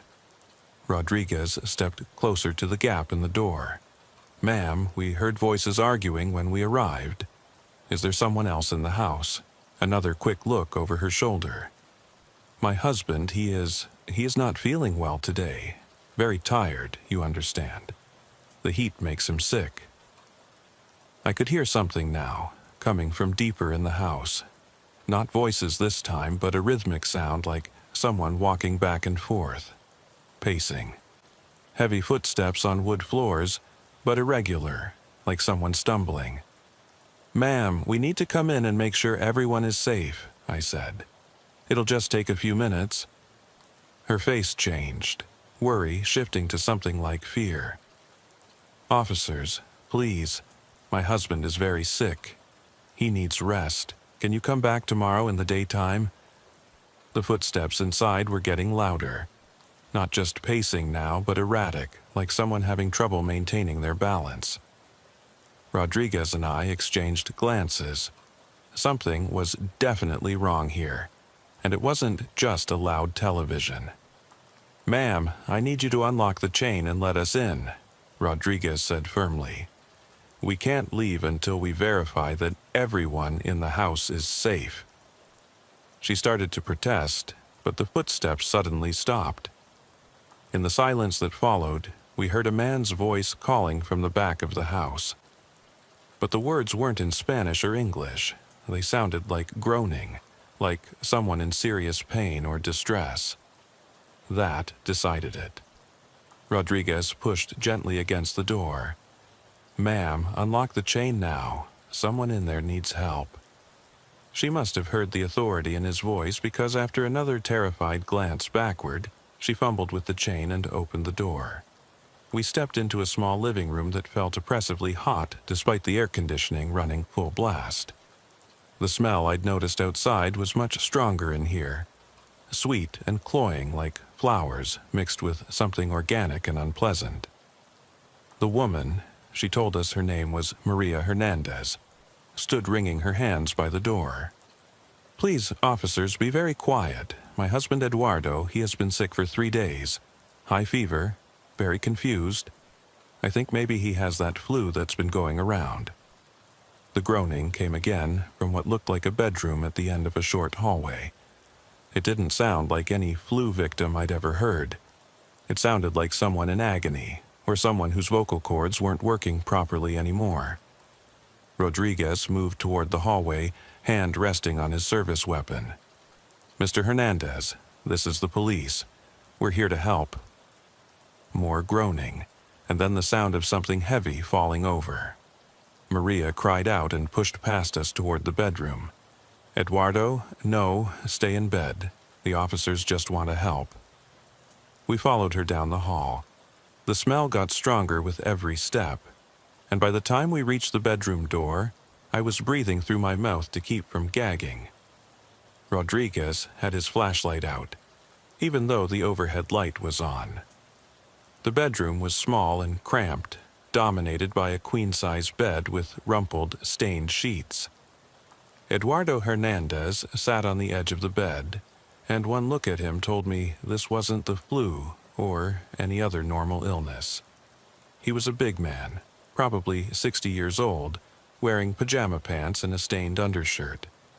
But his skin had a grayish pallor that looked wrong under the bedroom lights, and his eyes were bloodshot and unfocused. Sweat covered his face and arms, but it wasn't normal sweat. It was thick and oily, like his body was leaking something other than water. "Mr. Hernandez," Rodriguez said carefully, "how are you feeling, sir?" Eduardo looked up at us, and I saw Maria step protectively between her husband and our guns. His mouth opened and closed several times before any sound came out, and when it did, it was that same groaning we'd heard from the living room. Not words, just sound. Animal sound. "He cannot speak," Maria said quickly. "The fever, it has affected his mind, but he is getting better, I promise. Tomorrow he will be fine." I'd seen enough sick people in 6 years of police work to know that Eduardo Hernandez was not getting better. Whatever was wrong with him was getting worse, and it wasn't any flu or fever I'd ever encountered. His eyes kept tracking movement that wasn't there, like he was watching invisible insects fly around the room. Rodriguez keyed his radio. Control, 7 David 12. We're going to need paramedics at 4247 Calle Vista. Sick male, possible medical emergency. Maria grabbed Rodriguez's arm. No, please, no paramedics. Eduardo, he is afraid of hospitals. They will not understand his condition. Ma'am, your husband needs medical attention, I said. Look at him. This isn't something that's going to get better on its own. But even as I said it, I wondered what kind of medical attention would help. Eduardo was now staring directly at me with those bloodshot eyes, and there was something in his expression that made the hair on my arms stand up. Not recognition exactly, but awareness, like a predator sizing up prey. He stood up from the bed, moving with surprising steadiness for someone who had seemed so sick moments before. Maria tried to push him back down, but he brushed her aside easily, too easily. She was a small woman, but that casual gesture should have been harder for a sick man. Mr. Hernandez, please sit back down, Rodriguez said, his hand moving to his weapon. The paramedics are on their way to help you. Eduardo tilted his head, studying Rodriguez like he was trying to remember something. Then his mouth opened wider than it should have been able to, and that groaning sound came out again. But this time it was louder, and it went on longer than human lungs should have been able to sustain. I stepped backward toward the bedroom door, every instinct screaming that we needed to get out of this house. But Rodriguez was still trying to de-escalate, still treating this like a normal domestic call with a sick man who needed help. Sir, I need you to remain calm. Help is coming. Eduardo's head turned toward Rodriguez with mechanical precision, like a camera tracking a target. The groaning stopped, and for a moment the room was silent, except for the air conditioning and Maria's quiet sobbing. Then Eduardo smiled. It wasn't a human smile. His lips pulled back too far, showing teeth that looked longer and sharper than they should have been. And his eyes, those bloodshot eyes, never blinked, not once. Rodriguez, I said quietly, we need to go, now. But Rodriguez was trained to help people, and his training was overriding his instincts. Mr. Hernandez, I'm going to need you to sit down and wait for the paramedics. Eduardo took a step toward Rodriguez, then another. His movement was wrong, like he was learning how to walk all over again, but he was getting better at it with each step. Maria threw herself between them. Please, officers, just leave us alone. Eduardo will be fine by morning, I promise. This happens sometimes, but it always passes. This happens sometimes. I grabbed Maria by the shoulders. What do you mean, this happens sometimes? She looked at me with eyes full of terror and something else. Guilt, maybe, or resignation. The fever, it comes and goes. Started 3 months ago after Eduardo got sick at work. What kind of work does he do? Construction. They are building new houses in the hills near the reservation. Sometimes they find things when they dig foundations. Old things. What kind of old things? Bones, pottery, things the Indians left behind.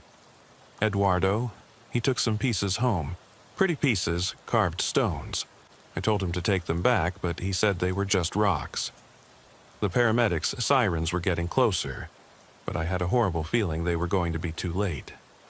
Eduardo was still advancing on Rodriguez, and that wrong smile was getting wider.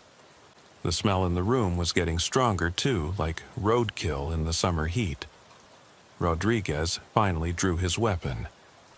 Mr. Hernandez, stop where you are. Don't make me use this. Eduardo paused, head tilting again like he was listening to something only he could hear. Then he laughed, and the sound made my spine crawl. It was too deep, too resonant, like it was coming from somewhere other than his throat. Officer Rodriguez, I said, backing toward the door. Whatever that is, it's not Eduardo Hernandez anymore. But it was too late. Eduardo lunged forward with inhuman speed, moving faster than any sick man should have been able to. Rodriguez tried to step back, tried to create distance, but Eduardo's hands were already reaching for him.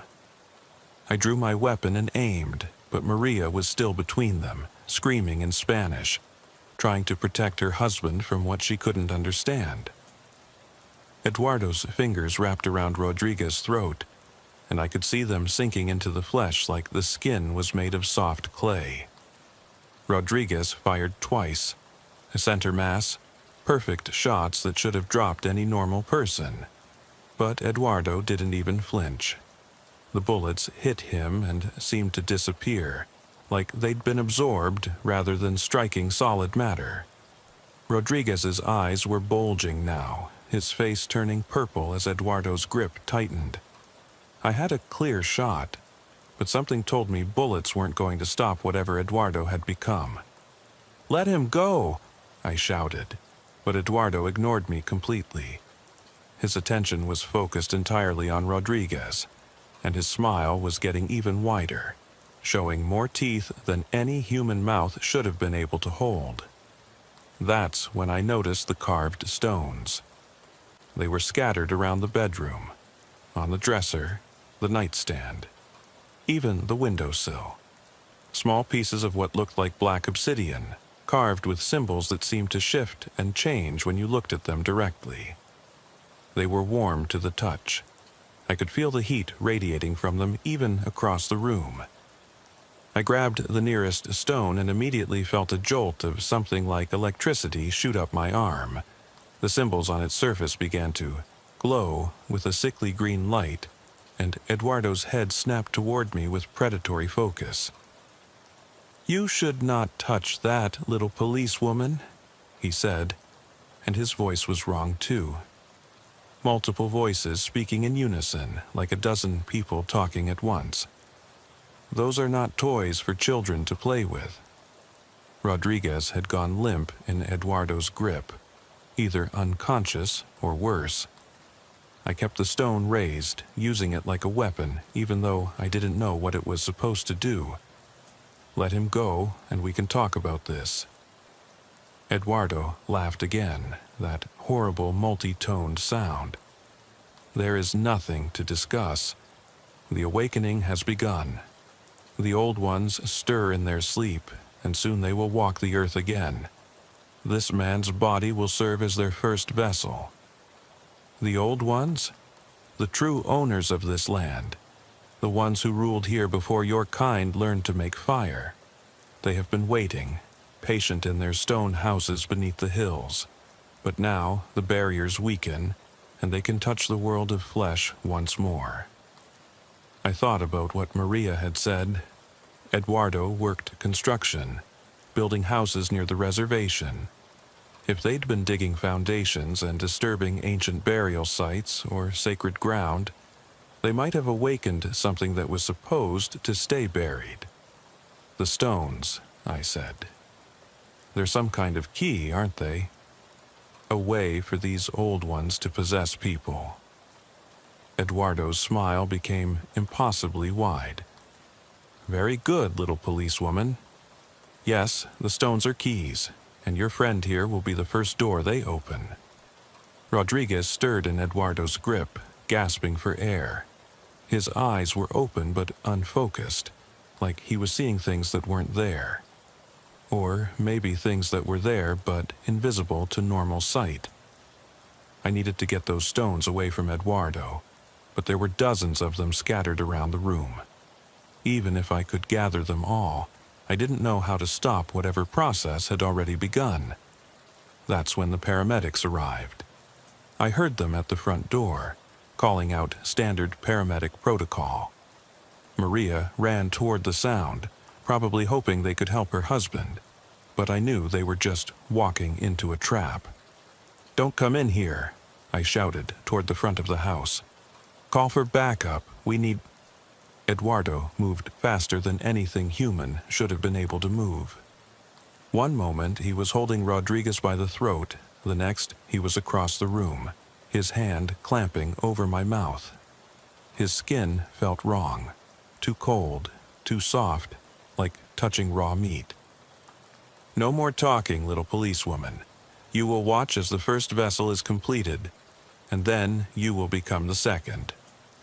Rodriguez was on the floor now, convulsing like he was having a seizure, but his eyes were open, staring at the ceiling, and his mouth was moving silently, like he was having a conversation with someone only he could see.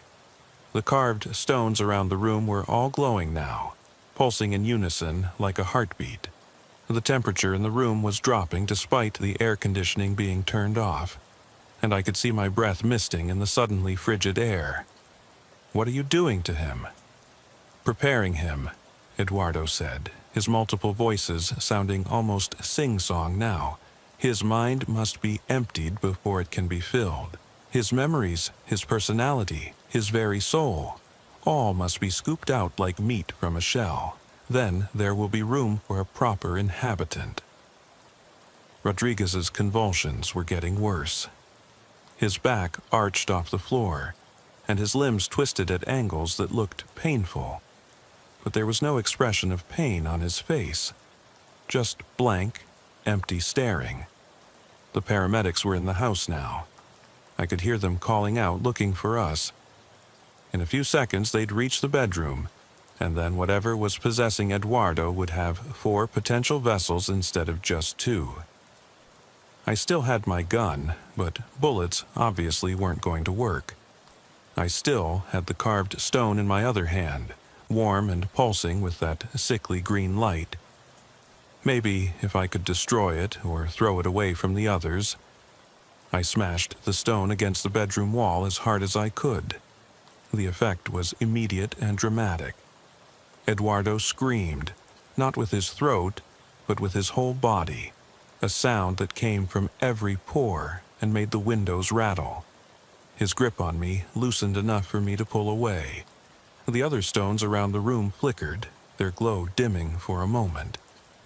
Rodriguez's convulsions slowed, and his eyes seemed to focus slightly. "The stones!" I shouted to anyone who could hear me. "Destroy the stones!" But Eduardo was already moving, gathering the carved pieces with supernatural speed. His human disguise was slipping now. His skin was becoming translucent, showing something dark and writhing underneath. His limbs were stretching, joints bending in directions they weren't supposed to go. "You cannot stop what has already begun," he snarled, his voice becoming less human with each word. "The vessels will be prepared, the old ones will rise, and your world will remember its true masters." The paramedics reached the bedroom doorway just as Eduardo finished collecting the stones. They took one look at the scene, Rodriguez convulsing on the floor, me backed against the wall with my gun drawn, and something that used to be Eduardo Hernandez but was rapidly becoming something else entirely. And they did exactly what their training told them to do. They ran. Smart choice. I wished I could join them, but Rodriguez was still down and I couldn't leave my partner behind. Even if he was being used as raw material for some kind of supernatural possession ritual. Eduardo, or whatever was wearing Eduardo's body, arranged the stones in a circle around Rodriguez's still form. They were glowing brighter now, and the air above them was starting to shimmer like heat rising from summer asphalt. "You will watch," the thing said to me. "You will see how easily your kind can be improved, and then you will beg for the privilege of joining him." Rodriguez's eyes suddenly snapped into focus, looking directly at me. His mouth moved, forming words I could barely hear over the humming that was coming from the stones. "Thompson," he whispered, the fire axe in the truck." Fire axe, of course. The paramedics would have emergency equipment, including tools designed to break through walls and doors. Tools that might work on carved stone as well as wood and drywall. "Stay with me, Rodriguez," I said, keeping my gun trained on the Eduardo thing even though I knew it wouldn't do any good. "Just hang on." I started backing toward the bedroom door, keeping the weapon raised. The Eduardo thing watched me go with amusement, not bothering to follow. It was confident that its ritual would be completed before I could do anything to stop it. Maybe it was right, but I had to try. The hallway felt like a wind tunnel, with cold air rushing past me toward the bedroom. It carried whispers in languages I didn't recognize, and the smell of earth and decay, like a grave being opened. The paramedics were huddled by their ambulance, radios crackling as they called for police backup. When they saw me emerge from the house, one of them, a young guy with shaking hands, pointed toward their equipment. "Fire axe," I said. "Where?" He pointed to a compartment on the side of the ambulance. I yanked it open and grabbed the axe, hefting its reassuring weight. Maybe steel and wood couldn't stop a supernatural possession, but they might be able to destroy the tools that made it possible. "Stay back," I told the paramedics. "Don't go in there no matter what you hear." I ran back into the house, following the sound of that otherworldly humming toward the bedroom. The temperature was dropping with every step, and frost was forming on the walls despite the September heat outside. Rodriguez was floating now. Not metaphorically, literally floating about 3 feet off the bedroom floor, suspended in the center of the circle of glowing stones. His body was rigid, arms spread wide, eyes rolled back until only the whites showed. The humming was coming from him now, that same harmonious sound that had been emanating from the stones. The Eduardo thing stood at the foot of the bed, arms raised like a conductor directing an orchestra. Its human appearance was almost completely gone now, replaced by something tall and angular that seemed to be made of shadows and sharp edges. "Too late, little policewoman," it said without turning around. "The first vessel is nearly ready. Soon it will house one of the great old kings, and your world will have its first new ruler in 10,000 years." The stones were pulsing faster now, their green light so bright it hurt to look at directly. Rodriguez's body was beginning to change, skin taking on a grayish pallor similar to what Eduardo had shown earlier. But this was different. Not sickness, but transformation. I raised the fire axe and brought it down on the nearest carved stone. The impact sent shockwaves through the room. The stone shattered into a dozen pieces, and immediately the light from the others dimmed. Rodriguez dropped about a foot, though he was still floating above the floor. The Eduardo thing spun toward me, its face a nightmare of too many teeth and eyes that burned like coals. "You dare?" "Damn right I dare," I said, moving to the next stone. "This is my city, my beat, my partner. And I don't care how old your kings are, they're not welcome here." I smashed the second stone, then a third. Each impact weakened the circle, and Rodriguez dropped lower each time. The Eduardo thing lunged at me, but its movements were becoming sluggish as the ritual lost power. "You cannot stop!" It gasped, its multiple voices becoming discordant. "Watch me," I said, and brought the axe down on 3 stones at once. The circle collapsed. Rodriguez fell to the floor with a bone-jarring thud, but his eyes snapped open and focused. The unnatural humming stopped, replaced by the normal sounds of a house at night. Air conditioning, distant traffic, the Eduardo thing's dying gasps. Because it was dying. Without the stones to anchor it, whatever had been possessing Eduardo's body was losing its grip on the physical world. The shadow thing was becoming translucent, fading like morning mist. "This is not over," it whispered. "The barriers weaken. The old ones will find another way." And then it was gone, leaving behind only Eduardo Hernandez's body, unconscious but breathing normally. His skin had returned to its natural color, and the wrongness that had surrounded him like an aura was completely absent. Rodriguez sat up slowly, rubbing his head. "Thompson, what the hell happened?" "Long story, partner. How do you feel?" "Like I got hit by a truck.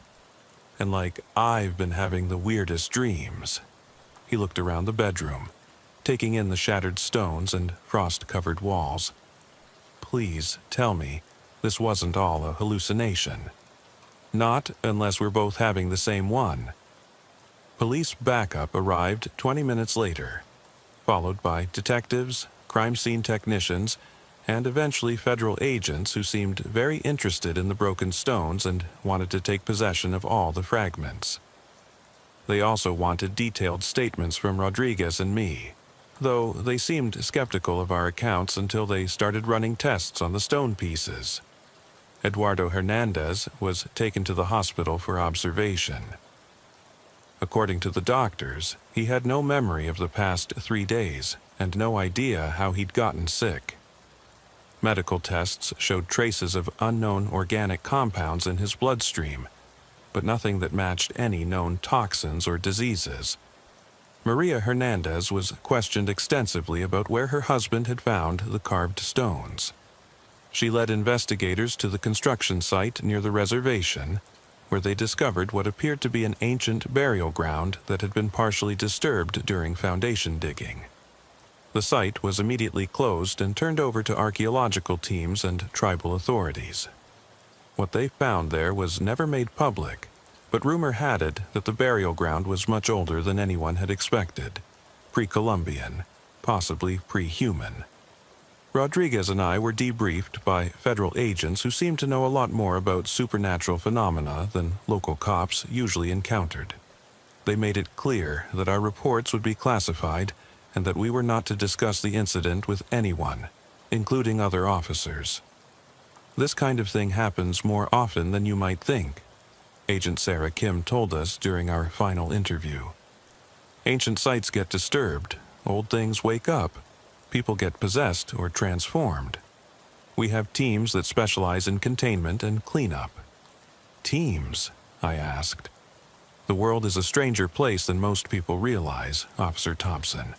There are things that exist in the spaces between what we call reality, and sometimes they try to break through. When they do, we're the ones who push them back." Rodriguez and I returned to regular patrol duty the next week, but something had changed.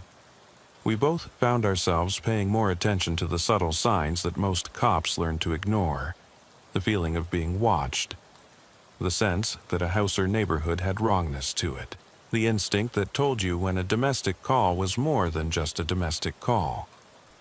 6 months later, Agent Kim contacted me with a job offer. The federal task force that dealt with supernatural incidents was looking for experienced law enforcement officers who had proven themselves capable of handling paranormal threats. The pay was better, the cases were stranger, and the work was more dangerous than regular police duty. I turned it down. Rodriguez and I had a good thing going in Southern Division, and San Diego had plenty of regular crime to keep us busy. Besides, after what we'd seen at 4247 Calle Vista, I wasn't sure I wanted to make a career out of fighting ancient evils and supernatural possessions. But the offer stayed open, and Agent Kim checked in with us periodically. "Just in case we changed our minds," she said, "or in case San Diego's supernatural problems got bigger than the local police could handle." For a while, things stayed quiet. We worked our regular beats, handled our regular calls, and almost managed to convince ourselves that the Eduardo Hernandez incident had been a one-time anomaly. Some kind of freak event that wouldn't repeat itself. We were wrong. The second incident happened 8 months later, in a different part of the Southern Division, but with unsettling similarities to the first case. Another construction worker, another disturbed burial ground, another set of carved stones.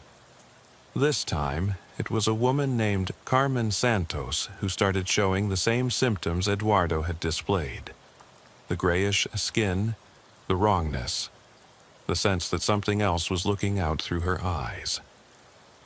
Rodriguez and I responded to the call, But this time, we were better prepared.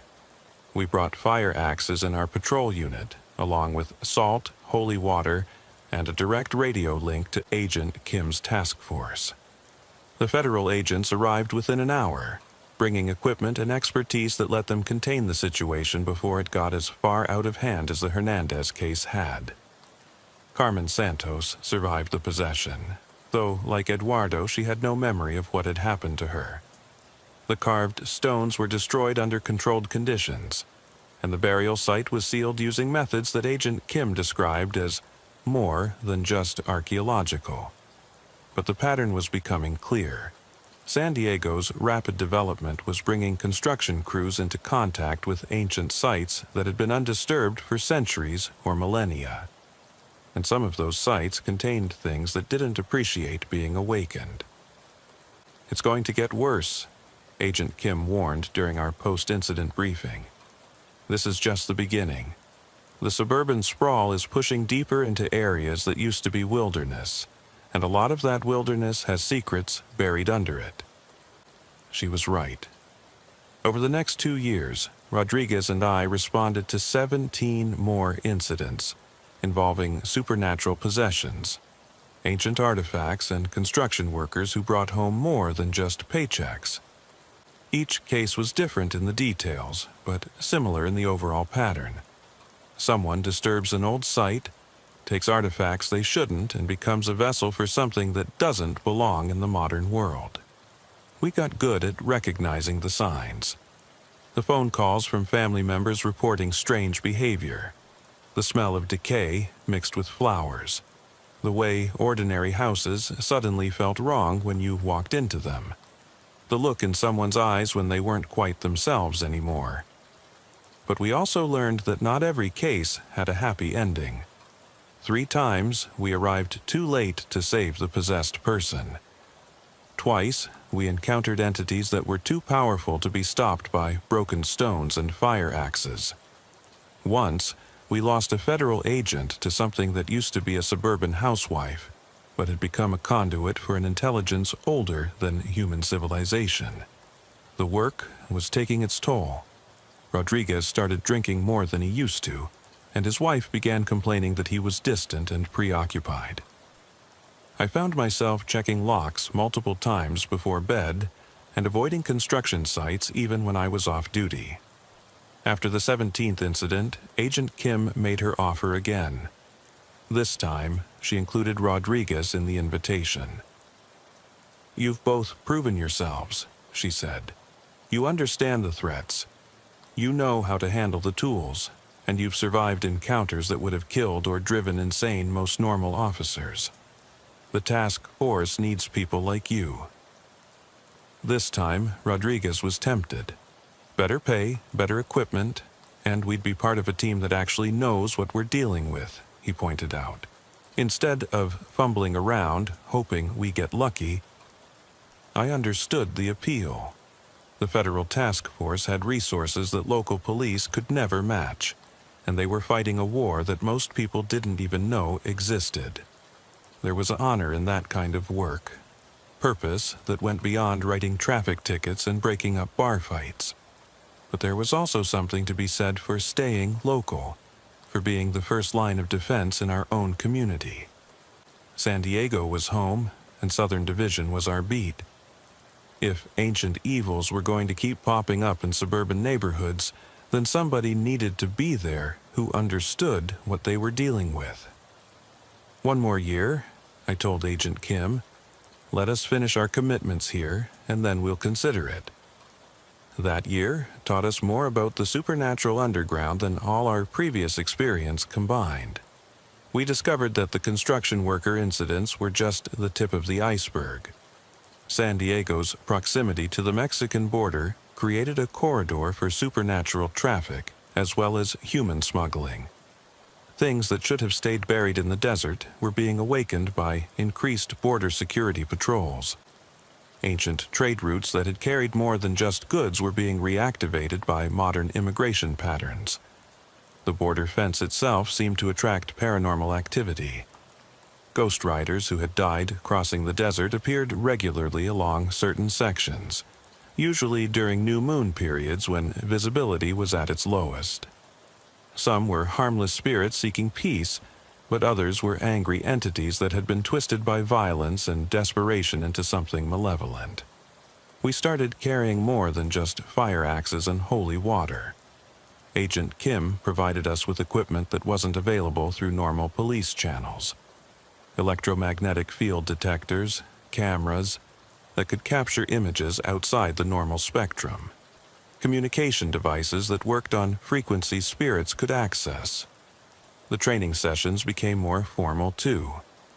Once a month, federal agents would meet with us and other local officers who had encountered supernatural phenomena. We learned about different types of entities, proper containment procedures, and early warning signs that indicated when a situation was escalating beyond local capabilities. But the most important lesson was that we weren't alone. There were dozens of law enforcement officers throughout San Diego County who had encountered things that didn't belong in the official reports. Border Patrol agents who had seen ghost caravans crossing the desert. Sheriff's deputies who had investigated disappearances that involved more than just human trafficking. Even park rangers who had dealt with ancient guardians awakened by hikers who wandered into restricted areas. We formed an informal network, sharing information and resources outside the normal chain of command. When someone reported a case that sounded supernatural, word would spread through back channels to officers who had the experience and equipment to handle it properly. The network's first real test came during the summer of my 8th year on the force. A series of construction projects along the border had disturbed what archaeologists later determined was a major ceremonial site, possibly dating back to pre-Columbian civilizations. Instead of isolated incidents involving individual artifacts, we were dealing with a coordinated supernatural event that affected multiple locations simultaneously. The first sign of trouble came from Border Patrol. Agents reported that electronic equipment was malfunctioning along a 10-mile stretch of the fence, and several officers had seen lights moving through the desert at night without any corresponding heat signatures on their thermal imaging systems. Then, construction workers at 3 different sites started calling in sick with identical symptoms: grayish skin, confusion, and the sense that they were being watched by invisible presences. Unlike previous cases, these workers hadn't taken home any artifacts. The possessions were happening on site during working hours. Rodriguez and I responded to the first construction site incident, along with backup from our supernatural network and a full federal task force team. What we found was unlike anything we had encountered before. The construction site had been abandoned by its workers, but the equipment was still running. Bulldozers drove themselves in perfect circles, their operators' seats empty. Excavators dug systematically, following patterns that had nothing to do with the planned building foundation, and everything to do with some older design that was emerging from beneath the earth. "They're uncovering something," Agent Kim said, studying aerial photos of the site. "Something big. Look at the pattern. It's not random digging.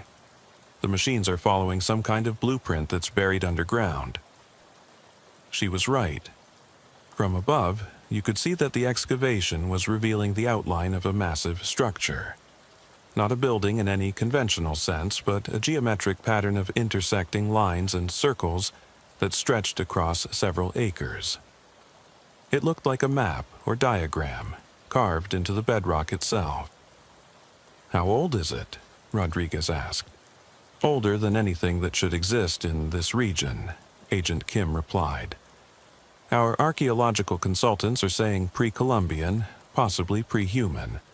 Whatever civilization built this predates known historical records by thousands of years."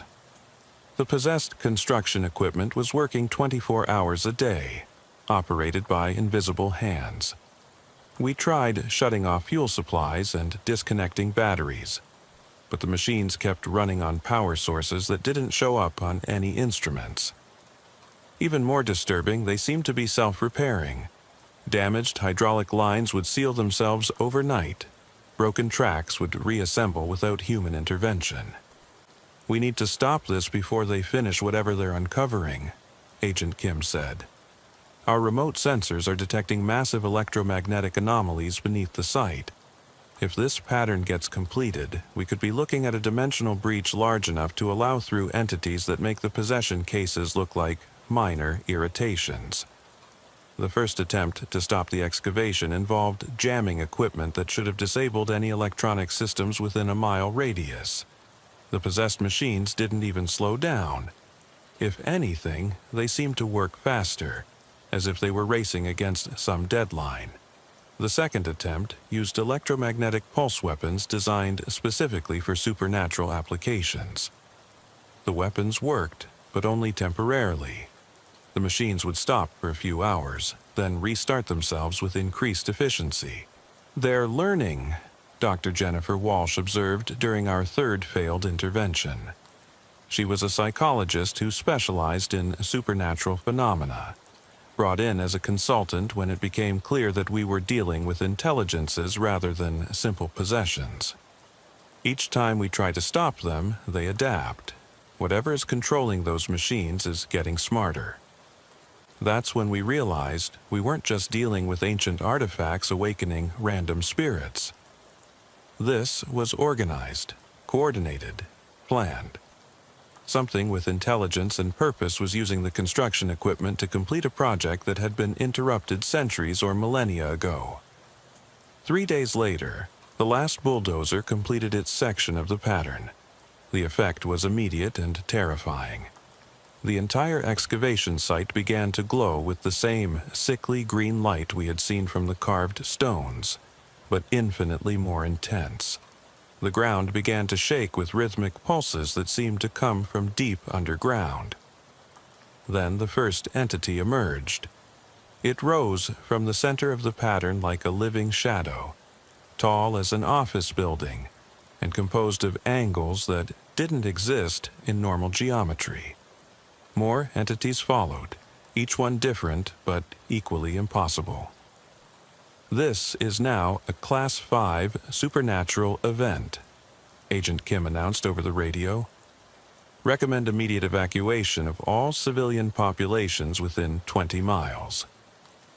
The entities weren't staying at the excavation site. They were spreading out, moving across the desert with purpose and direction toward the populated areas of San Diego County. By dawn, downtown San Diego looked like a war zone. The entities were reproducing the excavation pattern in multiple locations: shopping malls, parks, the airport. Each new pattern created more breach points, and each breach point allowed more entities through. "They're terraforming," Dr. Walsh realized. "Not just invading our reality, but transforming it into something more suitable for their needs." Each completed pattern created a zone where normal physics didn't apply reliably. Cars would drive through walls, gravity would reverse direction randomly, and electronic equipment would spontaneously reshape itself into configurations that served purposes no human engineer could understand. "We need to find the source," Agent Kim said. "The original excavation site is still the primary breach point. If we can close that, we might be able to stop the cascade." But approaching the excavation site had become nearly impossible. The area around it was now a maze of impossible geometry, where the basic laws of physics were more like loose suggestions. That's when Rodriguez had an idea. The construction workers who originally disturbed the site, they were possessed, but they're still alive. Maybe we can use that connection in reverse. Get the entities to shut down the excavation voluntarily. We brought in Eduardo Hernandez and the other construction workers who had been possessed. When Agent Kim ran them through tests designed to detect psychic residue, every single one of them lit up like Christmas trees. "There's definitely something still there," Dr. Walsh confirmed. "Some kind of permanent alteration to their neural patterns." Eduardo volunteered for the dangerous procedure to re-establish contact with the entities. When the psychic connection was activated, His voice changed to that familiar multi-toned harmony. "We see you," he said with obvious effort. "You who broke the stones, stopped the awakening." Through Eduardo, we learned that the entities were older than humanity, older than civilization. They had been the dominant intelligence on Earth millions of years ago, before some catastrophe forced them underground. Climate change was awakening them because Earth's conditions were approaching what had existed during their original reign. "This realm belonged to us when your son was young," the entity said through Eduardo. "Your kind is a temporary infection. You will be absorbed or eliminated as we deem appropriate." But then the entity's attention focused on me, specifically. "The one called Thompson. You will be our gift to the Stone Kings. Your body will house their greatest champion." Eduardo collapsed, but the entity's words echoed in the room. They knew who I was, knew my role in disrupting their previous attempts, and they had plans for me. Agent Kim wanted to evacuate me immediately, but I refused. Did we learn anything useful? Dr. Walsh reviewed the recordings. The entities are operating under some kind of legal framework. They believe they have rightful claim to Earth. If they're following rules, maybe we can use those rules against them. While academics debated cosmic legal principles, Rodriguez and I continued monitoring San Diego. The transformed zones were consolidating rather than expanding rapidly. The entities were building something. The geometric patterns throughout the city formed a vast network that resembled a circuit board more than random graffiti. 3 days later, their machine activated. The sky began showing seams and joints, like it was a constructed ceiling rather than open space. The sun's path became erratic, sometimes moving backward. "They're revealing the true nature of local reality," Dr. Walsh explained. "They can rewrite the rules of physics within their area of influence." As if to demonstrate, a flock of seagulls flew past, traveling backward through time, regressing from adult birds to chicks to eggs before vanishing entirely. During the evacuation, we encountered the children in Balboa Park.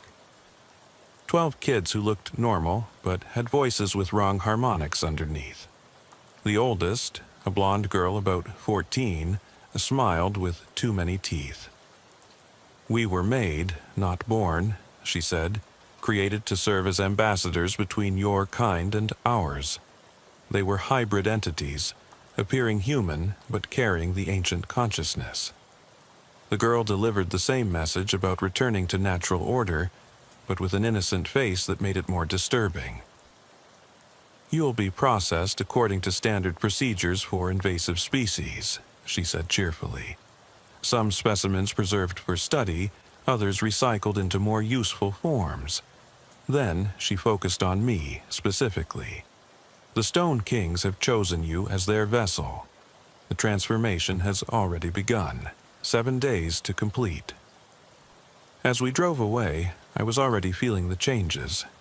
Enhanced vision and hearing, occasional telepathic flashes. The entities weren't just planning to possess me, they were upgrading me first to serve as the perfect host. Dr. Walsh's tests confirmed the transformation was progressing rapidly. 4 to 5 days before it becomes irreversible, she warned. 4 days to find a solution that had stumped the federal government's best experts. I made a desperate decision. I want to go back to the original excavation site. "Absolutely not," Agent Kim protested. "If they want me as a vessel, they won't let me die before the transformation. I might be the only person who can get close enough to do real damage." Rodriguez insisted on coming with me. "We're partners. Someone needs to watch your back." We planned what everyone acknowledged was a suicide mission. If we couldn't stop the entities, the federal task force had authorization to use nuclear weapons as a last resort. We set out across desert terrain that had become alien landscape. The sand was wrong colors, the sky had multiple suns, Mountains moved like dancers. Guardian creatures, coyotes with geometric patterns, birds with too many wings, escorted us safely to the excavation site. The site had transformed into impossible structures rising hundreds of feet into the air, connected by bridges spanning empty space. At the center stood a crystalline palace made of black glass. "I have to go alone," I told Rodriguez, as guardians prevented him from following me to the palace. Inside, the palace contained its own weather system. At the center, on a throne of crystallized time, sat an entity of geometric perfection and infinite complexity. When it spoke, the words appeared directly in my mind. "Welcome, vessel. You have arrived at the appointed time. I'm here to understand what you want and why you think you have the right to take it. Rights are constructs of civilization. We exercise authority that predates your species by millions of years. I learned they needed human vessels because consciousness required appropriate substrate to manifest in three-dimensional space. Their original forms were adapted to different conditions, but human bodies, properly modified, could house their intelligence." "So you're refugees," I said. "We are rightful inhabitants reclaiming stolen territory. Your species is the invasive presence. They offered transformation rather than genocide. Human consciousness preserved but redirected toward constructive purposes under alien management. To them, this was merciful. You demonstrated unusual resistance," the entity explained about choosing me. "The Stone King requires a vessel capable of independent thought and decisive action." I could feel the transformation progressing, my consciousness being compressed to make room for the incoming alien intelligence. The Stone King's presence was overwhelming, pressing against my identity like a tidal wave. But the process required my cooperation. Without voluntary acceptance, the possession would be unstable. I refused to step aside. "Then you will experience the transition as death," the entity warned. "Your consciousness will be consumed." As the Stone King tried to complete its manifestation, my resistance caused feedback loops in the entity's network. The palace began shaking, its architecture breaking down. Through my radio, Rodriguez reported that structures throughout the complex were destabilizing. "You are disrupting the harmonic resonance," the entity said with strain. "Cease your resistance, or the entire matrix will collapse." "Good," I managed to say. "Maybe that will give my species time to find a real solution." But my continued defiance was burning out my neural pathways. I was dying, but taking the Stone King with me. Then Agent Kim's voice came through the radio with words I never expected.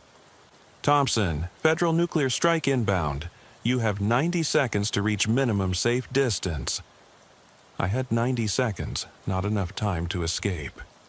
So I stopped resisting the possession and pulled the Stone King deeper into my failing consciousness, trapping it in a feedback loop that would destroy us both when the nuclear weapon arrived. "What are you doing?" the entity demanded. "Taking you with me. If one of your Stone Kings dies with me, it'll be decades before you can attempt this again. Maybe enough time for my species to fight back." The nuclear weapon struck 45 seconds later. I was already dead, my consciousness finally overwhelmed. But the Stone King died with me, its millions of years of experience lost in the same neural collapse. The explosion vaporized the entire complex and most of the entities. The survivors were forced underground, their network shattered, their plans reduced to radioactive dust. Rodriguez survived, though he spent months recovering from radiation exposure. The official story was a terrorist nuclear device. San Diego was rebuilt, though certain areas remained off limits for decades. Agent Kim offered Rodriguez a position with the Supernatural Task Force. He accepted, partly because regular police work seemed trivial after fighting for human survival. and partly because he felt he owed it to my memory. The carved stones were never all found. More artifacts remained buried throughout Southern California, waiting for the next construction project to disturb their rest. Thompson saved us, Rodriguez told new recruits during training, but he also proved these threats can be defeated if someone's willing to pay the ultimate price. The entities aren't invincible, they're just very old and very smart. The Federal Task Force established new protocols based on lessons from San Diego. Early warning systems, rapid response teams, recognition that some battles could only be won through sacrifice. Rodriguez served 15 years before retiring to Oregon, far from any known ancient sites. He still dreams about the impossible complex, watching his partner walk toward a confrontation that could only end one way, but he also dreams about the children who won't be born into a world ruled by alien intelligences, the families who will never know how close they came to losing their humanity. Because that's what police work really means, standing between innocent people and things that want to hurt them, no matter how ancient or powerful. Sometimes you arrest the threat, sometimes you negotiate, and sometimes all you can do is make sure it dies with you. Officer Rebecca Thompson died saving the world, and most people will never know her name. But that's okay. She didn't become a cop for fame. She became one to protect and serve, and she fulfilled that oath completely. The entities will try again someday. They're patient, intelligent, convinced of their right to rule Earth, but they'll face human defenders who understand the stakes, who learned from Thompson's sacrifice, who are willing to make the same choice if necessary. Because that's what it means to be human. Not the smartest species, not the strongest, but the one that chooses to fight for freedom even when odds are impossible. The one that produces police officers willing to die rather than let their communities be enslaved. Rodriguez kept Thompson's badge throughout his federal service. Sometimes he'd take it out and polish it, remembering the partner who taught him that some things are worth more than your own life. Protecting the innocent, serving something larger than yourself, standing guard against darkness, even when the darkness predates human civilization. These principles guide supernatural law enforcement, bought with the blood of officers who faced impossible odds and chose duty over survival. Thompson wasn't the first to make that choice, and won't be the last, but her sacrifice ensured humanity would have time to prepare for future threats. The entity's network was shattered, their confidence in human weakness proven wrong. Next time they try to reclaim Earth, they'll face a species that knows what's coming and has had decades to prepare. They'll face federal task forces trained in supernatural combat, early warning systems, weapons created to fight otherworldly intelligences. Most importantly, they'll face human beings who remember Officer Rebecca Thompson and the choice she made in that impossible palace.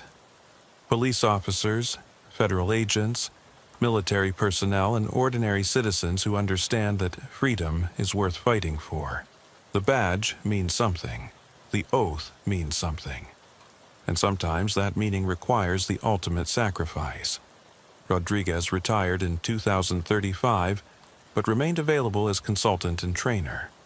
New recruits heard the story of San Diego, learned about carved stones and ancient entities, understood their work was about more than law enforcement.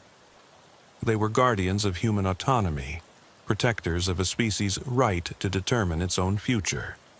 They stood watch against threats most people couldn't imagine, armed with weapons that barely worked, facing enemies that had ruled worlds before humans learned to make fire.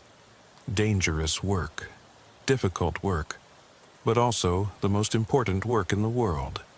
Because somewhere beneath rebuilt Southern California, in caves and tunnels deeper than human maps reach, ancient intelligences wait with infinite patience for their next opportunity. They remember the officer who destroyed their champion.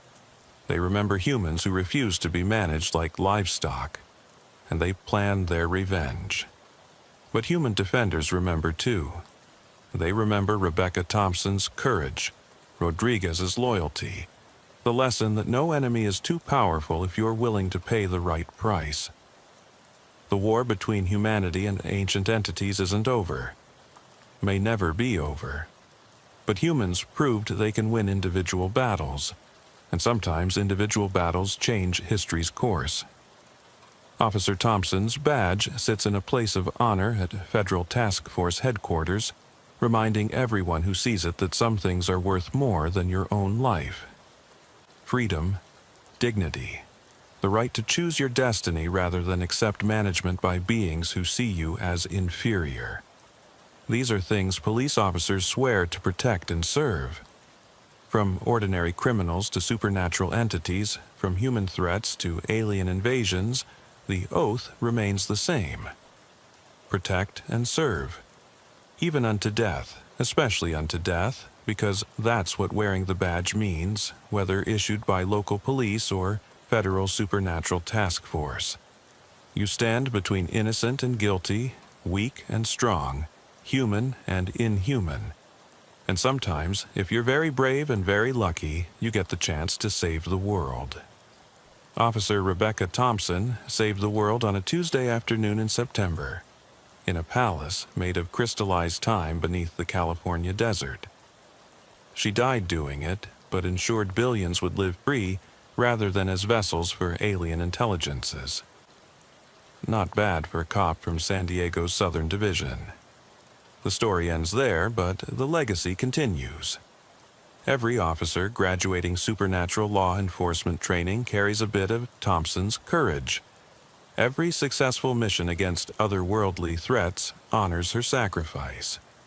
Every human child born into a world still ruled by humans rather than ancient entities testifies to her choice. She was just a police officer doing her job, but sometimes that's exactly what the world needs. Someone willing to do their job no matter the cost. Someone who understands the badge means more than personal safety. It means standing guard against darkness, whatever form that darkness takes. In San Diego, where desert wind still carries whispers of ancient languages, and construction crews occasionally find carved stones they shouldn't disturb, the darkness knows humans are watching. Humans who remember Officer Rebecca Thompson and the price she paid to keep them free. Humans who wear badges and carry guns and stand ready to make the same choice if necessary. Because that's what police officers do. They protect and serve, no matter what they're protecting against or who they're serving. Even if it costs them everything, especially if it costs them everything. The radio crackled to life at 2:14 a.m., cutting through the suffocating silence that had settled over Fresno County like a burial shroud. Officer David Anderson had been driving the empty highways of California's Central Valley for 3 hours, his patrol unit cutting through darkness so complete it felt solid. The agricultural heartland stretched endlessly in all directions. Thousands of acres of farmland that fed half the nation, but at night became something else entirely. Unit 4, Charlie 7, respond to welfare check at Millbrook Ranch, Highway 1, 80 mile, marker 15. Family hasn't been seen in town for 2 weeks. Anderson keyed his radio, his voice the only human sound for miles. Copy dispatch, 4 Charlie 7 responding. Millbrook Ranch. He knew the place, or thought he did. The Hendricks family had been working that land for 3 generations. Good people who kept to themselves and paid their taxes on time. But 2 weeks was a long time for a farming family to go without appearing in town for supplies. The Central Valley at night was a different world from the California most people knew. No beaches, no Hollywood glamour, no tech companies. Just endless fields of crops stretching toward horizons you couldn't see. Irrigation canals that looked like black veins in the moonlight, and farmhouses scattered so far apart they might as well be on different planets. Anderson had been working this beat for 8 years, ever since transferring from Oakland PD after a shooting that left him questioning whether he wanted to keep dealing with urban violence. The valley had seemed like a peaceful alternative. Routine traffic stops, the occasional domestic dispute, maybe some kids drinking beer behind the grain silos. Simple police work for simple people. He'd been wrong about the simple part. The turnoff for Millbrook Ranch appeared in his headlights like a mouth opening in the darkness. A wooden sign, weathered and tilted, marked a dirt road that disappeared into what looked like absolute void. Anderson turned onto the gravel drive, his tires crunching loudly in the silence. The ranch house sat maybe half a mile from the main road, surrounded by fields that had been harvested weeks ago, and now lay bare under the starlight. As Anderson's headlights swept across the property, he could see the outline of barns, equipment sheds, and what looked like worker housing in the distance. Everything appeared normal, but something felt wrong in a way he couldn't immediately identify. He parked near the front porch and killed the engine, then sat for a moment listening to the night sounds. Or rather, listening to the absence of night sounds. No insects chirping, no distant cattle lowing, no wind rustling through crops. Just silence so complete it made his ears ring. Anderson grabbed his flashlight and stepped out of the patrol unit.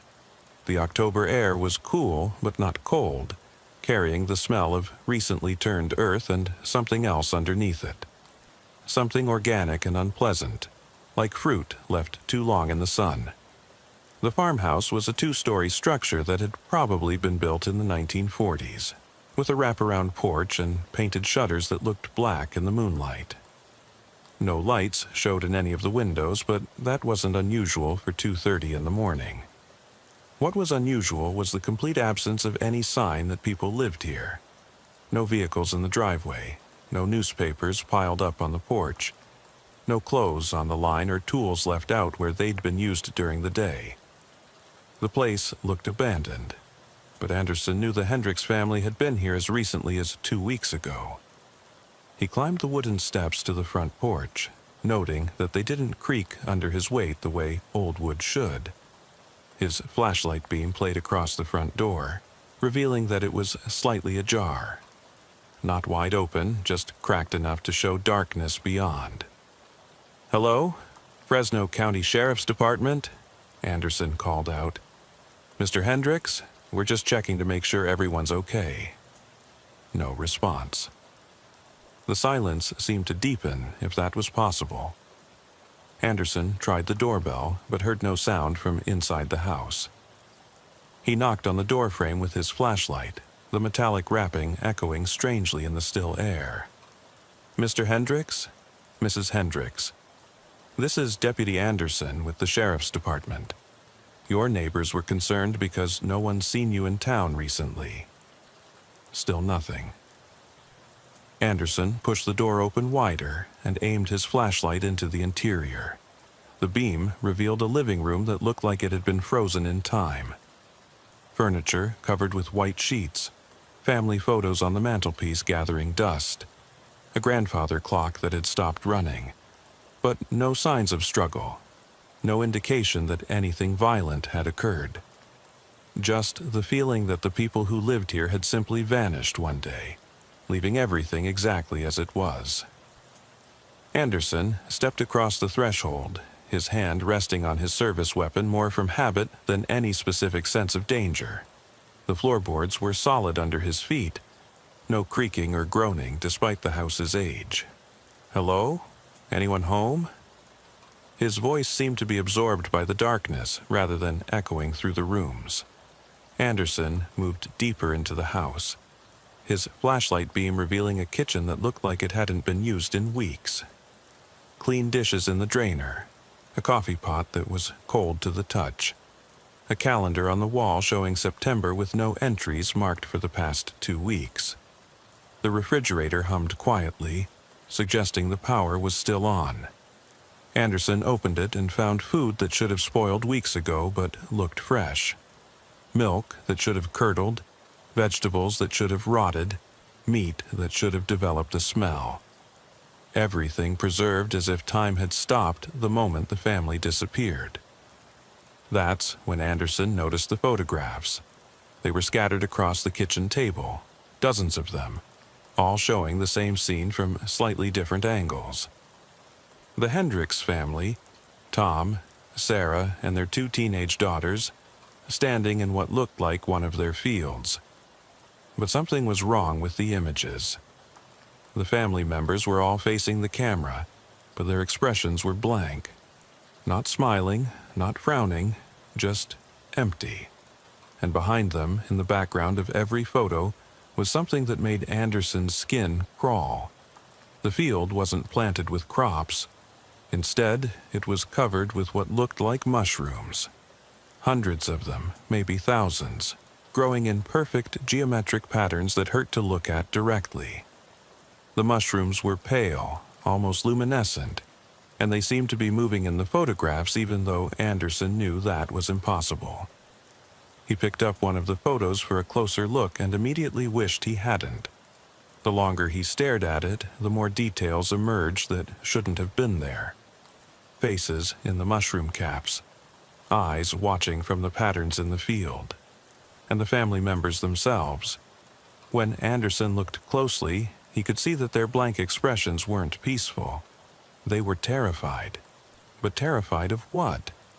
And who had taken these photographs? Anderson's radio crackled, making him jump. 4. Charlie 7, what's your status? He keyed the radio, surprised to find his hand was shaking slightly. Still on scene at Millbrook Ranch, the family doesn't appear to be home, but the house is unlocked and there are some unusual items inside. Copy that. Do you need backup? Anderson looked around the empty kitchen, at the impossible photographs scattered on the table, at the food that should have spoiled but hadn't. Not yet. I'm going to check the rest of the property, see if they might be staying in one of the outbuildings. Copy. Check in again in 30 minutes. Anderson clipped the radio back to his belt and gathered up several of the photographs. Evidence, he told himself, though evidence of what he couldn't say. As he moved toward the back door of the house, his flashlight beam caught something else that made him stop. Muddy footprints led from the kitchen door toward the back of the house. Not the kind of mud you'd expect from farmland, but something darker and more organic. The prints were roughly the size of human feet, but the pattern was wrong. Too many toe marks, and they seemed to branch and merge in ways that suggested whoever made them wasn't walking normally. Anderson followed the trail through the house, his flashlight revealing more photographs scattered along the path. These showed the mushroom field at different times of day, and in some of them Anderson could see figures moving among the pale growths. Human figures, but moving in that same wrong way suggested by the footprints. The trail led upstairs where Anderson found bedrooms that looked like they'd been hastily abandoned. Clothes scattered on the floor, dresser drawers pulled open, windows left wide despite the October chill, but still no sign of the family themselves. In the master bedroom, Anderson found something that made his blood run cold. The entire wall above the bed was covered with photographs, hundreds of them, all showing the same mushroom field from every conceivable angle. But these photos were different from the ones downstairs. These showed the field changing over time, the mushrooms growing larger and more numerous, the geometric patterns becoming more complex. And, in the most recent photos, the ones that appeared to have been taken just days ago, the mushroom field wasn't empty. It was full of people. Dozens of them, maybe hundreds, all standing motionless among the pale growths. Men, women, children, all with the same blank expressions Anderson had seen on the Hendricks family faces. But the most disturbing thing was that Anderson recognized some of the people in the photos. Faces he'd seen around town. Families he knew lived in the area. People who should have been home in their beds, not standing in a mushroom field in the middle of the night. Anderson's radio crackled again. 4, Charlie 7, status report. Still on scene, Anderson replied, his voice steadier than he felt. I'm going to check the outbuildings now. He gathered several more photographs and headed back downstairs, following the muddy footprints toward the back door. The trail led across a muddy yard toward a large barn that loomed against the star-lit sky like a black monument. The barn doors were open, revealing darkness that seemed deeper than normal shadow. Anderson approached cautiously, his flashlight beam probing the interior. The smell he'd noticed earlier was stronger here, that organic, overripe scent that suggested decomposition and growth happening simultaneously. Inside the barn, Anderson found the source of the smell. The entire floor was covered with mushrooms, the same pale, luminescent variety he'd seen in the photographs. They grew in those same geometric patterns, forming pathways and clearings that looked almost like a maze. And throughout the maze, Anderson could see the footprints, dozens of sets of them, all leading deeper into the mushroom garden. At the center of the barn, in a clearing surrounded by the tallest mushrooms, Anderson found something that made him reach for his weapon. A chair, occupied by someone who might once have been Tom Hendricks. The man sat perfectly still, his eyes open but unfocused, his skin pale and waxy. Mushrooms grew from his clothes, his hair, even from his skin itself, integrating him into the larger organism that filled the barn. But he was still breathing. Slow, rhythmic breaths that seemed to match some unheard pulse emanating from the mushroom field.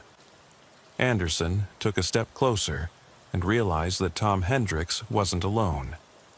Other figures sat in chairs throughout the clearing, all in the same condition. Sarah Hendricks, their 2 daughters, and several other people Anderson recognized from town. All of them alive but transformed, integrated into whatever the mushrooms were creating. "Mr. Hendricks?" Anderson called out softly. "Can you hear me?"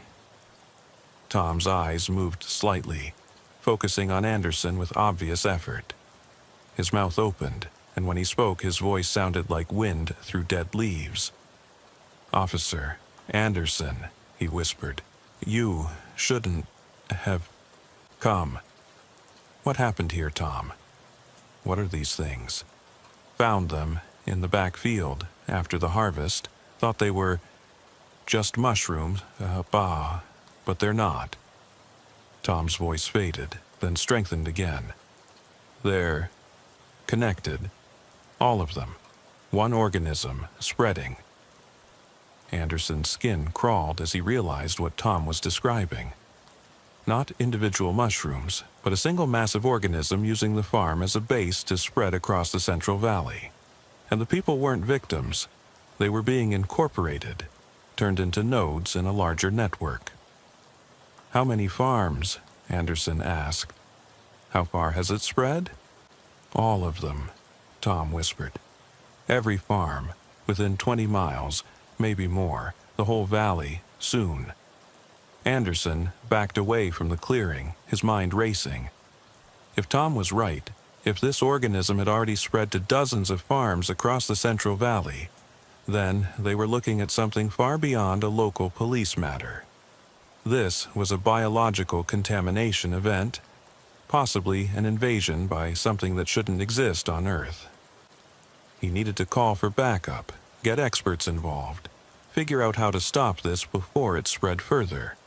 But as Anderson turned to leave the barn, he found his path blocked by figures emerging from the mushroom maze. They looked human at first glance, but moved with the same wrong gait suggested by the footprints in the house. Men and women in farming clothes, all with that same blank expression, all covered with pale growths that seemed to pulse in unison.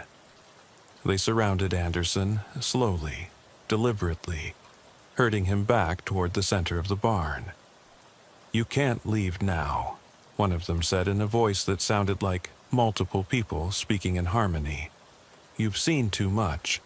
You understand what we're building here." Anderson drew his weapon, though he wasn't sure bullets would be effective against whatever these people had become. "Stay back. I'm a police officer and I'm ordering you to let me pass."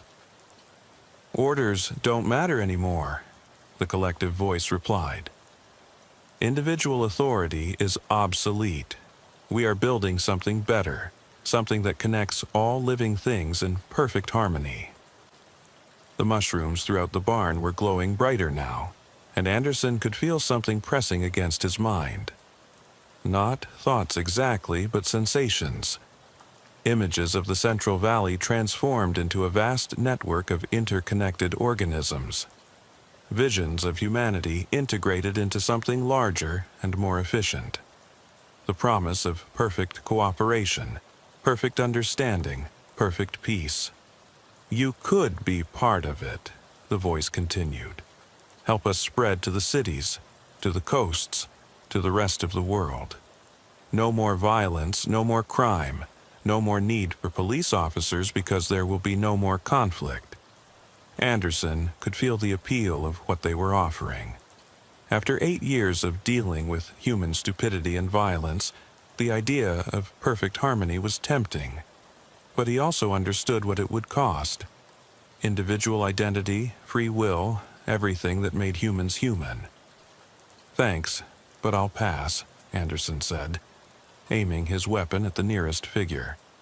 "I like humanity messy." He fired 3 shots center mass, expecting the figures to fall or at least react. Instead, they simply absorbed the bullets without apparent damage. The holes sealed themselves almost immediately, healing with unnatural speed. "Violence is unnecessary," the voice said. "You will join us eventually. Everyone will. It's already begun in the cities.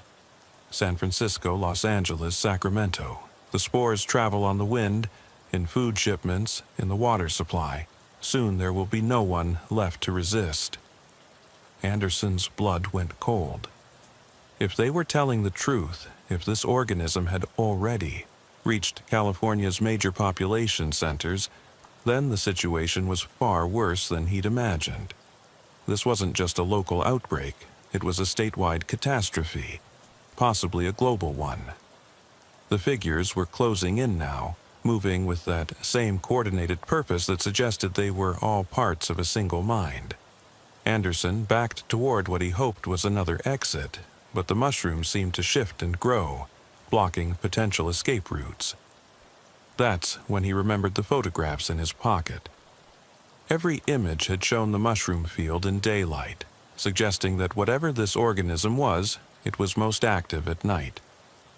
Maybe sunlight would affect it, slow it down, give him a chance to escape and call for help. Anderson pulled out his flashlight and adjusted the beam to its brightest setting, then aimed it directly at the nearest figure. The effect was immediate. The person stumbled backward, the mushroom growths on their skin writhing as if in pain.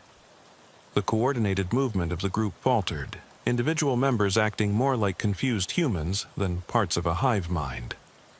"Light," Anderson muttered. "You don't like light." He swept the beam across the advancing figures, driving them back toward the darker parts of the barn. The mushrooms themselves seemed to retreat from the illumination, their pale glow dimming wherever his flashlight touched them. Anderson fought his way toward the barn doors, using the flashlight like a weapon to clear a path through the increasingly agitated figures. Behind him, he could hear Tom Hendricks calling out in that wind-through-leaves voice. "You can't stop it, officer. Too late. Already spread too far. Join us now, or join us later. No difference." Anderson reached the barn doors and ran toward his patrol unit, expecting pursuit but finding none. When he looked back, the figures had stopped at the edge of the barn, apparently unable or unwilling to follow him into the open air, where starlight provided minimal but constant illumination. He reached his patrol car and immediately grabbed the radio. "Dispatch, this is 4 Charlie 7. I need immediate backup at Millbrook Ranch, and I need you to contact the CDC and the FBI.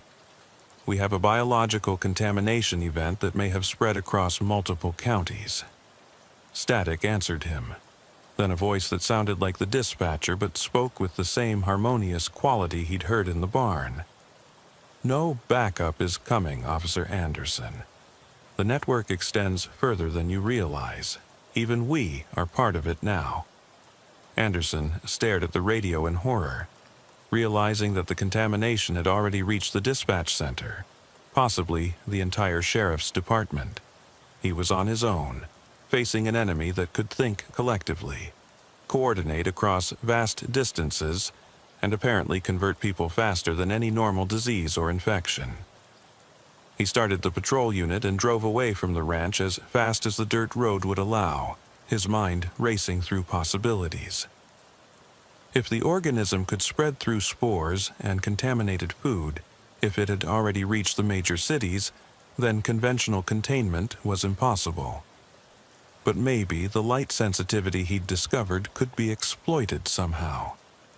Anderson reached the main highway and turned toward Fresno, hoping to find someone in authority who hadn't been converted yet.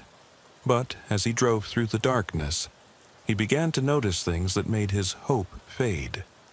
Houses with all their lights turned off despite the late hour. Vehicles parked in perfect formation along the roadside, and in the fields on both sides of the highway, that same pale glow that had filled the barn. The organism wasn't confined to Millbrook Ranch.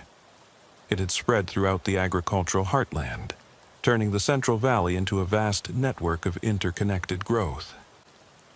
And if the voice on the radio was telling the truth, it had already reached the cities, probably using the food distribution network that connected the valley to the rest of California. Anderson's patrol unit was one of the few vehicles on the highway, and as he approached the outskirts of Fresno, he could see why. The city looked wrong from a distance, too dark, too quiet.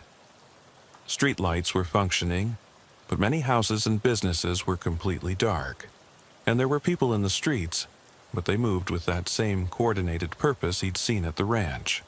He pulled into a gas station on the edge of town, hoping to find a landline phone that might not be compromised. The station was open, lights on, but when Anderson went inside, he found the clerk standing motionless behind the counter, staring straight ahead with blank eyes. "Evening, officer," the clerk said without looking at him. "Beautiful night, isn't it? Perfect weather for growing." Anderson didn't respond. He grabbed a payphone in the corner and dialed the FBI field office in Sacramento, hoping they hadn't been compromised yet. The phone rang several times before someone answered.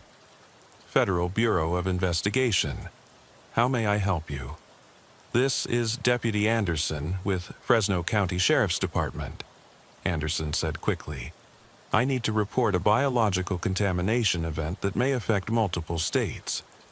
Some kind of fungal organism that can convert human beings into a collective intelligence." There was a pause. Then the voice on the phone spoke with that familiar harmonic quality. "We're aware of the situation, Deputy Anderson. There's no need for alarm. The transition is proceeding smoothly. Why don't you return to your patrol area and await further instructions?" Anderson hung up the phone, his worst fears confirmed. The organism had already reached Sacramento, which meant it probably controlled the state government, federal agencies, maybe even the military. He was dealing with something that could coordinate its spread across hundreds of miles, converting key personnel first to ensure no organized resistance. But that also suggested a weakness. If the organism relied on existing infrastructure to spread and maintain control, then disrupting that infrastructure might slow it down. And Anderson had noticed that individual nodes seemed vulnerable to light, suggesting that the collective intelligence was less effective when its components were isolated. He left the gas station and drove toward the center of Fresno, looking for signs of normal human activity. Most of the city appeared to be under the organism's control, but Anderson spotted a few houses and businesses that still had lights on.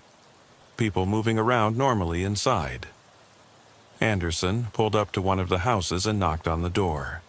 A middle-aged woman answered, looking tired but alert. "Ma'am, I'm Deputy Anderson with the Sheriff's Department. I need to ask you some questions about unusual activity in your neighborhood." The woman looked relieved to see him. "Thank God someone's finally responding to our calls. We've been trying to reach the police for hours, but all we get is busy signals or people who don't make sense. What kind of unusual activity?" "Our neighbors," the woman said, glancing nervously at the houses on either side of her own. "They were normal yesterday, but today they just stand in their yards staring at nothing. And there are these weird plants growing in their gardens, stuff that wasn't there a week ago." Anderson felt a surge of hope. If there were still uninfected people in Fresno, then the organism's spread wasn't complete. Maybe there was still time to organize some kind of resistance. "Ma'am, I need you to gather your family and any neighbors you trust, people who are still acting normally. We need to get you somewhere safe while we figure out how to handle this situation." "Handle what situation? What's happening?" Anderson looked at the woman's frightened face and made a decision. The truth was going to sound insane, but she deserved to know what they were dealing with. "There's some kind of organism spreading through the Central Valley, probably the whole state.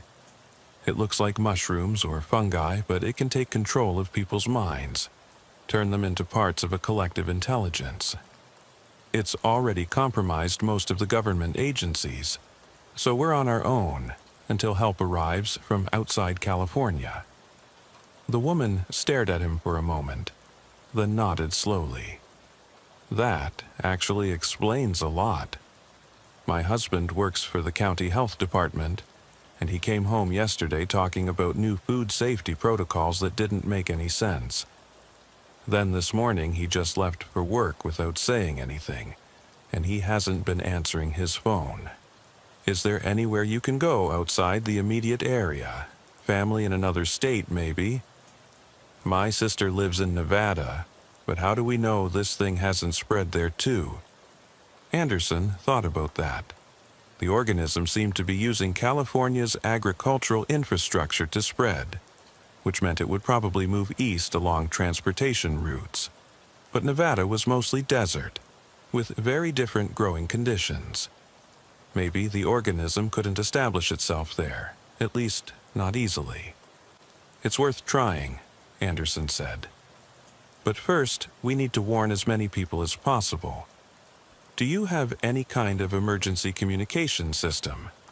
Ham radio, CB, anything that doesn't go through normal channels?" "My neighbor, 3 houses down, has a ham radio setup. He's one of those survivalist types, always talking about government conspiracies. Turns out he might have been onto something." Anderson and the woman, she introduced herself as Linda Morrison, walked down the street to the house she'd indicated. The yard was surrounded by a chain-link fence topped with razor wire, and bright floodlights illuminated every approach. Someone inside had definitely noticed the change in their neighbor's behavior.